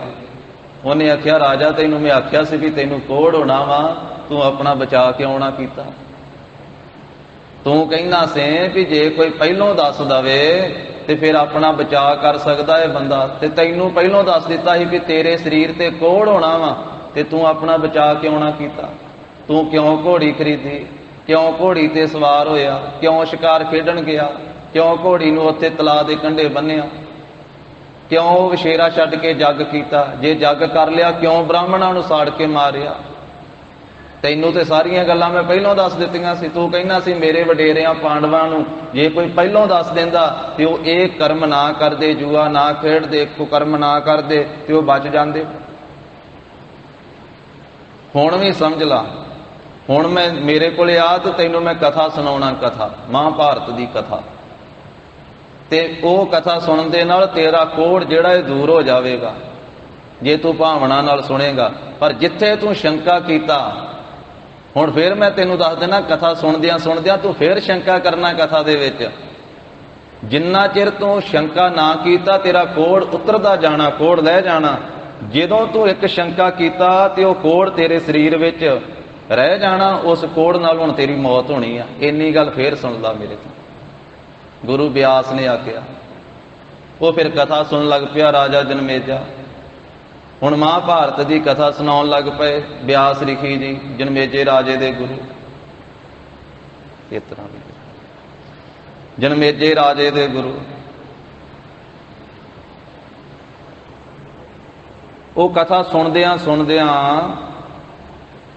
ਕੋਹੜ ਹਟੀ ਜਾਂਦਾ। ਤੇ ਜਿੱਥੇ ਆਈ ਗੱਲ ਵੀ ਪਾਂਡਵਾਂ ਨੇ, ਭੀਮ ਸੈਨ ਨੇ ਹਾਥੀ ਚੁੱਕ ਕੇ ਘੁਮਾ ਕੇ ਆਕਾਸ਼ ਵੱਲ ਨੂੰ ਸੁੱਟੇ, ਆਕਾਸ਼ ਨੂੰ ਸੁੱਟੇ। ਇਹਨੇ ਨੱਕ ਜਿਹਾ ਮਰੋੜ ਕੇ ਨਾ, ਮੂੰਹ ਮੰਗਾ ਜਿਹਾ ਕਰਕੇ ਆਖਿਆ ਵੀ ਇਹ ਤੇ ਨਹੀਂ ਗੱਲ ਹੋ ਸਕਦੀ, ਬੰਦਾ ਹਾਥੀਆਂ ਨੂੰ ਤੇ ਨਹੀਂ ਚੁੱਕ ਕੇ ਆਕਾਸ਼ ਨੂੰ ਸੁੱਟ ਸਕਦਾ। ਉਹ ਸ਼ੰਕਾ ਕੀਤਾ ਕਥਾ ਦੇ ਉੱਤੇ, ਤੇ ਫਿਰ ਉਹ ਨੱਕ ਦੇ ਵਿੱਚ ਕੋਹੜ ਰਹਿ ਗਿਆ। ਉਸ ਨੱਕ ਦੇ ਕੋਹੜ ਦੇ ਨਾਲ ਰਾਜੇ ਜਨਮੇਜੇ ਦੀ ਮੌਤ ਹੋਈ। ਉਹਦਾ ਜ਼ਿਕਰ ਇੱਥੇ ਧੰਨ ਸ੍ਰੀ ਗੁਰੂ ਨਾਨਕ ਦੇਵ ਸਾਹਿਬ ਮਹਾਰਾਜ ਕਹਿੰਦੇ ਕਿ ਰਾਜੇ ਜਨਮੇਜੇ ਨੂੰ ਵੀ ਰੋਣਾ ਪਿਆ ਆਪਣੇ ਗੁਰੂ ਦੀ ਗੱਲ ਨਾ ਮੰਨਣੇ ਕਰਕੇ। ਗੁਰੂ ਦੇ ਬਚਨ ਦੇ ਉੱਤੇ ਸ਼ੰਕਾ ਕੀਤਾ, ਉਹਨੇ ਸਾਰੀ ਗੱਲ ਦੱਸ ਦਿੱਤੀ, ਉਹਦੇ ਤੇ ਸ਼ੰਕਾ ਕੀਤਾ। ਜਦੋਂ ਕਥਾ ਸੁਣਾਈ ਕਥਾ ਤੇ ਫੇਰ ਸ਼ੰਕਾ ਕੀਤਾ ਕਿ ਇਸ ਤਰ੍ਹਾਂ ਨਹੀਂ ਹੋ ਸਕਦਾ, ਇਨਸਾਨ ਹਾਥੀਆਂ ਨੂੰ ਚੁੱਕ ਕੇ ਨਹੀਂ ਤਾਂ ਸੁੱਟ ਸਕਦਾ। ਤੇ ਫਿਰ ਵਿਆਸ ਰਿਖੀ ਨੇ ਆਪਣੀ ਆਤਮਿਕ ਸ਼ਕਤੀ ਦੇ ਨਾਲ ਆਕਾਸ਼ ਦੇ ਵਿੱਚੋਂ ਹਾਥੀਆਂ ਦੇ ਕੁਰੰਗਲਾ ਕਰਕੇ ਥੱਲੇ ਤੇ ਵਿਖਾ ਦਿੱਤੇ ਵੀ ਆਹ ਕੁਰੰਗ ਜਿਹੜੇ ਆ ਵੇਖ ਉਹਨਾਂ ਹਾਥੀਆਂ ਦੇ ਹੀ ਆ ਜਿਹੜੇ ਭੀਮ ਸੈਨ ਨੇ ਹਾਥੀ ਆਕਾਸ਼ ਵਿੱਚ ਸੁੱਟੇ ਸੀ। ਏਡੇ ਏਡੇ ਬਲੀ ਹੋਏ ਉਹ ਲੋਕ। ਰੋਵੈ ਜਨਮੇਜਾ ਖੋਏ ਗਿਆ। ਧੰਨ ਸ੍ਰੀ ਗੁਰੂ ਨਾਨਕ ਦੇਵ ਸਾਹਿਬ ਮਹਾਰਾਜ ਕਹਿੰਦੇ ਆ ਜਨਮੇਜਾ ਰਾਜਾ ਵੀ ਰੋਇਆ ਉਦੋਂ ਜਦੋਂ ਭੁੱਲ ਗਿਆ, ਆਪਣੇ ਗੁਰੂ ਦੇ ਬਚਨ ਦੇ ਉੱਤੇ ਸ਼ਰਧਾ ਨਾ ਰੱਖੀ। ਇੱਕ ਹੀ ਕਾਰਨ ਪਾਪੀ ਭਇਆ, ਇੱਕੋ ਹੀ ਕਾਰਨ ਸੀ, ਗੁਰੂ ਦਾ ਬਚਨ ਨਾ ਮੰਨਿਆ, ਇਸ ਕਰਕੇ ਪਾਪੀ ਹੋ ਗਿਆ ਤੇ ਭੁੱਲ ਗਿਆ ਤੇ ਸ਼ੰਕਾ ਕੀਤਾ ਤੇ ਰਾਜੇ ਜਨਮੇਜੇ ਨਾਲ ਇਹ ਸਭ ਕੁਝ ਹੋਇਆ ਤੇ ਰਾਜੇ ਜਨਮੇਜੇ ਨੂੰ ਰੋਣਾ ਪਿਆ ਅਖੀਰ ਤੇ ਕੋਹੜ ਦੇ ਰੋਗ ਦੇ ਨਾਲ। ਨੱਕ ਵਿੱਚ ਕੋਹੜ ਦਾ ਰੋਗ ਰਹਿ ਗਿਆ ਸੀ। ਜਦੋਂ ਨੱਕ ਜਿਹਾ ਮਰੋੜ ਕੇ ਆਖਿਆ ਸੀ ਵੀ ਇਸ ਤਰ੍ਹਾਂ ਨਹੀਂ ਹੋ ਸਕਦਾ ਜੀ। ਤੇ ਹੁਣ ਦੇ ਸਮੇਂ ਵਿੱਚ ਤਾਂ ਗੁਰੂ ਦੀ ਬਾਣੀ ਉੱਤੇ ਲੋਕ ਸ਼ੰਕਾ ਹੀ ਬਹੁਤੀ ਕਰਦੇ ਆ, ਬਹੁਤ ਸ਼ੰਕਾ ਕੀਤੀ ਜਾਂਦੀ ਹੈ। ਮਹਾਰਾਜ ਸਾਹਿਬ ਜੀ ਦੀ ਬਾਣੀ ਉੱਤੇ, ਗੁਰੂ ਕੇ ਅਸਥਾਨਾਂ ਉੱਤੇ, ਗੁਰੂ ਕੇ ਨਿਸ਼ਾਨ ਸਾਹਿਬਾਂ ਉੱਤੇ, ਗੁਰੂ ਕੇ ਸਰੋਵਰ ਸਾਹਿਬਾਂ ਉੱਤੇ, ਗੁਰੂ ਕੇ ਇਤਿਹਾਸ ਉੱਤੇ, ਦਸਮ ਮਹਾਰਾਜ ਦੀ ਬਾਣੀ ਉੱਤੇ, ਤੇ ਇਹਨਾਂ ਲੋਕਾਂ ਦੇ ਨਾਲ ਕੀ ਹਾਲਤ ਹੋਵੇਗੀ। ਰਾਜੇ ਜਨਮੇਜੇ ਨੇ ਤਾਂ ਇੱਕ ਸ਼ੰਕਾ ਕੀਤਾ, ਪਾਪੀ ਹੋ ਗਿਆ ਤੇ ਰੋਣਾ ਪਿਆ, ਤੇ ਜਿਹੜੇ ਸ਼ੰਕਿਆ ਨਾਲ ਹੀ ਭਰ ਗਏ ਆਪਣੇ ਗੁਰੂ ਦੇ ਉੱਤੇ ਸ਼ਰਧਾ ਹੀ ਨਹੀਂ ਹੈ। ਜਿਵੇਂ ਅੱਜ ਦਾ ਸ੍ਰੀ ਮੁਖ ਵਾਕ ਮਹਾਰਾਜ ਸਾਹਿਬ ਜੀ ਨੇ ਫਰਮਾਇਆ ਤੀਜੇ ਪਾਤਸ਼ਾਹੀ ਨੇ ਵੀ ਸਿੱਖ ਤਾਂ ਉਹ ਆ ਜਿਹੜਾ ਗੁਰੂ ਦੇ ਹੁਕਮ ਵਿੱਚ ਚੱਲੇ, ਗੁਰੂ ਦੇ ਭਾਣੇ ਵਿੱਚ ਚੱਲੇ, ਤੇ ਜਿਹੜੇ ਆਪ ਬਹੁਤੇ ਸਿਆਣੇ ਹੋ ਗਏ ਤੇ ਗੁਰੂ ਦੇ ਬਚਨਾਂ ਦੇ ਉੱਤੇ ਸ਼ੰਕਾ ਹੀ ਸ਼ੰਕਾ ਕਰੀ ਜਾਂਦੇ, ਉਹਨਾਂ ਨਾਲ ਕੀ ਹੋਵੇਗਾ। ਸੋ ਸਿੱਖ ਸਖਾ ਬੰਧ ਪਹਿ ਭਾਈ, ਜੇ ਗੁਰ ਕੇ ਭਾਣੇ ਵਿੱਚ ਆਵੇ, ਆਪਣੇ ਭਾਣੇ ਜੋ ਚੱਲੇ ਭਾਈ, ਵਿਛੜ ਚੋਟਾਂ ਖਾਵੇ। ਇਸ ਕਰਕੇ ਮਹਾਰਾਜ ਸਾਹਿਬ ਕਹਿੰਦੇ ਆ ਵੀ ਇੱਕੋ ਕਾਰਨ ਕਰਕੇ ਜਿਹੜਾ ਜਨਮੇਜਾ ਰਾਜਾ ਸੀ ਉਹ ਪਾਪੀ ਹੋ ਗਿਆ ਤੇ ਉਸ ਨੂੰ ਰੋਣਾ ਪਿਆ। ਇਹਦਾ ਜ਼ਿਕਰ ਪ੍ਰਭਾਤੀ ਰਾਗ ਦੇ ਵਿੱਚ ਵੀ ਮਹਾਰਾਜ ਸਾਹਿਬ ਜੀ ਨੇ ਕੀਤਾ। ਰਾਜਾ ਜਨਮੇਜਾ ਦੇ ਮਤੀ, ਰਾਜਾ ਜਨਮੇਜਾ ਦੇ ਮਤੀ, ਰਾਜਾ ਜਨਮੇਜਾ ਦੇ ਮਤੀ, ਰਾਜਾ ਜਨਮੇਜਾ ਦੇ ਮਤੀ। ਬਰਜ ਬਿਆਸ ਪੜਾਇਆ, ਬਰਜ ਬਿਆਸ ਪੜਾਇਆ, ਬਰਜ ਬਿਆਸ ਪੜਾਇਆ, ਬਰਜ ਬਿਆਸ ਪੜਾਇਆ। ਰਾਜਾ ਜਨਮੇਜਾ ਦੇ ਮਤੀ, ਰਾਜਾ ਜਨਮੇਜਾ ਦੇ ਮਤੀ, ਰਾਜਾ ਜਨਮੇਜਾ ਦੇ ਮਤੀ, ਰਾਜਾ ਜਨਮੇਜਾ ਦੇ ਮਤੀ। ਬਰਜ ਬਿਆਸ ਪੜਾਇਆ, ਬਰਜ ਬਿਆਸ ਪੜਾਇਆ, ਬਰਜ ਬਿਆਸ ਪੜਾਇਆ, ਬਰਜ ਬਿਆਸ ਪੜਾਇਆ। ਤਿੰਨ ਕਰ ਜਗ 18 ਕਾਏ, ਤਿੰਨ ਕਰ ਜਗ 18 ਕਾਏ। ਕਰ ਜਾਗੇ 18 ਕਾਏ, ਇਨ ਕਰ ਜਾਗੇ 18 ਕਾਏ। ਤਿੰਨ ਕਰ ਜਗ 18 ਕਾਏ, ਤਿੰਨ ਕਰ ਜਗ 18 ਕਾਏ। ਇਨ ਕਰ ਜਾਗੇ 18 ਕਾਏ, ਇਨ ਕਰ ਜਾਗੇ 18 ਕਾਏ। ਕੀਰਤਨਾ ਚੱਲੇ ਚਲਾਇਆ, ਕੀਰਤਨਾ ਚੱਲੇ ਚਲਾਇਆ, ਕੀਰਤਨ ਚੱਲੇ ਚਲਾਇਆ, ਕੀਰਤਨ ਚੱਲੇ ਚਲਾਇਆ। ਕਹਿੰਦੇ ਬਿਆਸ ਗੁਰੂ ਨੇ ਬੜਾ ਵਰਜਿਆ ਸੀ, ਉਸ ਨੂੰ ਪੜ੍ਹਾਇਆ ਸੀ, ਸਮਝਾਇਆ ਸੀ। ਰਾਜਾ ਜਨਮੇਜਾ ਦੇ ਮੱਤ ਦਿੱਤੀ ਸੀ, ਉਸ ਨੂੰ ਅਕਲ ਦਿੱਤੀ ਸੀ, ਵਰਜਿਆ ਸੀ ਵੀ ਆਹ ਕੰਮ ਨਾ ਕਰੀ। ਵਰਜ ਬਿਆਸ ਪੜ੍ਹਾਇਆ, ਪਰ ਉਹਨੇ ਉਹ ਕੁਝ ਕੀਤਾ ਜੋ ਦੱਸਿਆ ਸੀ ਵੀ ਤੇਰੇ ਨਾਲ ਹੋਣੀ ਆ, ਹੋਣੀ ਟਲਦੀ ਨਹੀਂ, ਵਾਪਰਦੀ ਆ। 3 ਕਰ ਜਗ 18 ਘਾਏ, ਕਿਰਤ ਨਾ ਚੱਲੇ ਚਲਾਇਆ। ਜਿਹੜੀ ਕਿਰਤ ਹੈ, ਜਿਹੜਾ ਕਰਮ ਹੈ, ਜੋ ਹੋਣੀ ਹੈ, ਉਹ ਚਲਾਈ ਹੋਈ ਟਾਲੀ ਹੋਈ ਟਲਦੀ ਨਹੀਂ ਹੈ। ਇਸ ਕਰਕੇ ਰਾਜੇ ਜਨਮੇਜੇ ਨੂੰ ਵੀ ਰੋਣਾ ਪਿਆ।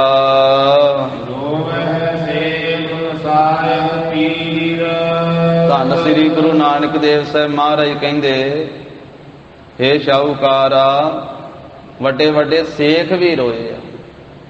ਜਿਵੇਂ ਸਨਾਤਨ ਮੱਤ ਵਿੱਚ ਬ੍ਰਾਹਮਣ ਨੂੰ ਵੱਡਾ ਮੰਨਿਆ ਜਾਂਦਾ, ਇਸੇ ਤਰ੍ਹਾਂ ਇਸਲਾਮ ਮੱਤ ਦੇ ਵਿੱਚ ਸੇਖ ਨੂੰ ਵੱਡਾ ਮੰਨਿਆ ਜਾਂਦਾ। ਜਿਹੜੇ ਬਿਰਧ ਜਾਤੀ ਵਾਲੇ ਸੇਖ ਵਾ, ਉਹ ਵੀ ਰੋਂਦੇ ਆ। ਮਸਾਇਕ, ਮਿਹਨਤਾਂ ਕਰਨ ਵਾਲੇ, ਮਸ਼ੱਕਤਾਂ ਕਰਨ ਵਾਲੇ, ਘਾਲਣ ਵਾਲੇ ਵੀ ਰੋਂਦੇ। ਪੀਰ, ਸ਼ਕਤੀਆਂ ਵਾਲੇ ਜਿਹੜੇ ਪੀਰ ਹਨ, ਉਹ ਵੀ ਰੋਏ ਹਨ। ਅੰਤ ਕਾਲ ਮਤ ਲਾਗੈ ਭੀੜ। ਉਹ ਸੇਖ, ਮਸਾਇਕ, ਪੀਰ ਸਾਰੇ ਅੰਤ ਕਾਲ ਨੂੰ ਚੇਤੇ ਕਰਕੇ ਰੋਂਦੇ ਆ। ਅੰਤ ਦੇ ਸਮੇਂ ਨੂੰ, ਕਿ ਜਦੋਂ ਮੌਤ ਦਾ ਸਮਾਂ ਆਉਣਾ ਹੈ, ਸਵਾਸ ਪੂਰੇ ਹੋਣੇ, ਮਤਾ ਉਦੋਂ ਕਿਤੇ ਭੀੜ ਨਾ ਲੱਗ ਜਾਵੇ, ਭੀੜ ਨਾ ਪੈ ਜਾਵੇ, ਉਸ ਵੇਲੇ ਸੰਕਟ ਦਾ ਸਮਾਂ ਨਾ ਆ ਜਾਵੇ, ਉਸ ਵੇਲੇ ਦੁੱਖ ਨਾ ਝੱਲਣਾ ਪਵੇ। ਅੰਤ ਵੇਲੇ ਮਤਾ ਭੀੜ ਲੱਗਦੀ ਹੋਵੇ, ਸੰਕਟ ਆਉਂਦਾ ਹੋਵੇ। ਜਿਵੇਂ ਬਾਬਾ ਬਿਧੀ ਚੰਦ ਸਾਹਿਬ ਜੀ, ਉਹਨਾਂ ਨੂੰ 6ਵੇਂ ਪਾਤਸ਼ਾਹ ਮਹਾਰਾਜ ਸਾਹਿਬ ਜੀ ਨੇ ਪ੍ਰਚਾਰ ਪ੍ਰਸਾਰ ਕਰਨ ਵਾਸਤੇ ਭੇਜਿਆ ਸੀ ਯੂਪੀ ਦੇ ਇਲਾਕੇ ਦੇ ਵਿੱਚ। ਤਾਂ ਦਿਓ ਨਗਰ ਦੇ ਵਿੱਚ ਇੱਕ ਪੀਰ ਸੀ, ਸੁੰਦਰ ਸ਼ਾਹ। ਇਹ ਬੁੱਢਣ ਸ਼ਾਹ ਦਾ ਚੇਲਾ ਸੀ, ਸੁੰਦਰ ਸ਼ਾਹ। ਬਾਬੇ ਬਿਧੀ ਚੰਦ ਸਾਹਿਬ ਨਾਲ ਮੇਲ ਮਿਲਾਪ ਹੋਇਆ। ਪਹਿਲਾਂ ਤੇ ਉਹਨੇ ਆਪਣੀਆਂ ਕਰਾਮਾਤਾਂ ਵਿਖਾਈਆਂ ਬਾਬੇ ਬਿਧੀ ਚੰਦ ਸਾਹਿਬ ਨੂੰ। ਸ਼ੇਰ ਜਿਵੇਂ ਬੁੱਢਣ ਸ਼ਾਹ ਦੀਆਂ ਬੱਕਰੀਆਂ ਚਾਰਦਾ ਸੀ ਨਾ, ਉਹਦੇ ਕੋਲੇ ਵੀ ਰਿੱਧੀਆਂ ਸਿੱਧੀਆਂ ਸੀ। ਇੱਥੇ ਤਾਂ ਸੁੰਦਰ ਸ਼ਾਹ ਦੇ ਪਾਸ ਵੀ ਸ਼ੇਰ ਰਹਿੰਦਾ ਸੀ, ਰਿੱਧੀਆਂ ਸਿੱਧੀਆਂ ਵਾਲਾ ਸੀ ਸੁੰਦਰ ਸ਼ਾਹ। ਬਾਬਾ ਬਿਧੀ ਚੰਦ ਸਾਹਿਬ ਜਿਸ ਦਰਖਤ ਦੇ ਹੇਠਾਂ ਜਾ ਕੇ ਬੈਠੇ ਸੀ, ਸ਼ਾਮਾਂ ਨੂੰ ਉੱਥੇ ਰਹਿਰਾ ਸਾਹਿਬ ਦਾ ਪਾਠ ਕੀਤਾ। ਇਤਿਹਾਸ ਵਿੱਚ ਲਿਖਿਆ ਹੋਇਆ ਉਹ ਦਰਖਤ ਹਰਿਆ ਭਰਿਆ ਹੋ ਗਿਆ ਸੀ। ਸੁੰਦਰ ਸ਼ਾਹ ਨੇ ਆਪਣਾ ਸ਼ੇਰ ਭੇਜਿਆ ਵੀ ਇਹ ਜਿਹੜਾ ਸਿੱਖ ਇੱਥੇ ਆਇਆ ਉਹਦੇ ਤੋਂ ਡਰ ਜਾਵੇਗਾ, ਸ਼ੇਰ ਤੋਂ। ਜਦੋਂ ਸ਼ੇਰ ਬਾਬਾ ਜੀ ਵੱਲੇ ਆਇਆ, ਬਾਬਾ ਜੀ ਚੌਂਕੜਾ ਲਾ ਕੇ ਬੈਠੇ ਰਹੇ। ਸ਼ੇਰ ਨੇੜੇ ਆਇਆ, ਸੁੰਦਰ ਸ਼ਾਹ ਦਾ ਭੇਜਿਆ ਹੋਇਆ, ਤੇ ਬਾਬੇ ਬਿਧੀ ਚੰਦ ਸਾਹਿਬ ਨੇ ਗੁਰੂ ਹਰਗੋਬਿੰਦ ਸਾਹਿਬ ਨੂੰ ਚੇਤੇ ਕਰਕੇ ਤੇ ਸ਼ੇਰ ਦੀਆਂ ਅੱਖਾਂ ਵਿੱਚ ਅੱਖਾਂ ਪਾਈਆਂ ਜਦੋਂ, ਤੇ ਸ਼ੇਰ ਉੱਥੇ ਹੀ ਜੜ ਹੋ ਗਿਆ, ਜਿਵੇਂ ਲੱਕੜ ਦਾ ਬਣਾ ਕੇ ਖਿਲਾਰਿਆ ਹੋਵੇ, ਜਿਵੇਂ ਪੱਥਰ ਦਾ ਬਣਾ ਕੇ ਖਿਲਾਰਿਆ ਹੋਵੇ, ਨਾ ਗਾਂਹ ਜੋਗਾ ਨਾ ਪਿਛਾਂਹ ਜੋਗਾ।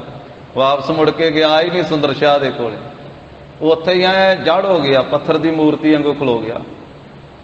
ਫਿਰ ਸੁੰਦਰ ਸ਼ਾਹ ਆਪ ਚੱਲ ਕੇ ਆਇਆ, ਬਾਬਾ ਜੀ ਦੇ ਚਰਨੀ ਮੱਥਾ ਟੇਕਿਆ, ਨਮਸਕਾਰ ਕੀਤੀ ਕਿ ਇਹ ਤਾਂ ਮਹਾਨ ਹਸਤੀ ਹੈ। ਫਿਰ ਗੱਲਬਾਤ ਹੋਈ। ਫਿਰ ਬਾਬਾ ਬਿਧੀ ਚੰਦ ਸਾਹਿਬ ਜੀ ਨੂੰ ਬੇਨਤੀ ਕੀਤੀ ਵੀ ਇਹ ਸ਼ੇਰ ਦੀ ਵੀ ਕਲਿਆਣ ਕਰੋ। ਫਿਰ ਬਾਬਾ ਜੀ ਨੇ ਉਹ ਸ਼ੇਰ ਦੀ ਵੀ ਕਲਿਆਣ ਕੀਤੀ। ਫਿਰ ਗੱਲਬਾਤ ਕਰਦਿਆਂ ਮਿੱਤਰਤਾ ਪੈ ਗਈ, ਤੇ ਸੁੰਦਰ ਸ਼ਾਹ ਨੇ ਆਖਿਆ ਕਿ ਜਪ ਤਪ ਤਾਂ ਮੈਂ ਬੇਅੰਤ ਕੀਤਾ ਵਾ, ਪਰ ਮੈਨੂੰ ਮੌਤ ਤੋਂ ਬੜਾ ਡਰ ਲੱਗਦਾ, ਮੌਤ ਤੋਂ। ਅੰਤ ਕਾਲ ਮਤ ਲੱਗ ਗਏ ਭੀੜ। ਵੀ ਮਿਹਨਤ ਤਾਂ ਬੜੀ ਕੀਤੀ ਆ, ਤਪੱਸਿਆ ਤੇ ਬੜੀ ਕੀਤੀ ਆ, ਪਰ ਮੌਤ ਤੋਂ ਡਰ ਬੜਾ ਲੱਗਦਾ, ਤੇ ਮੇਰਾ ਕੋਈ ਯਤਨ ਕਰੋ।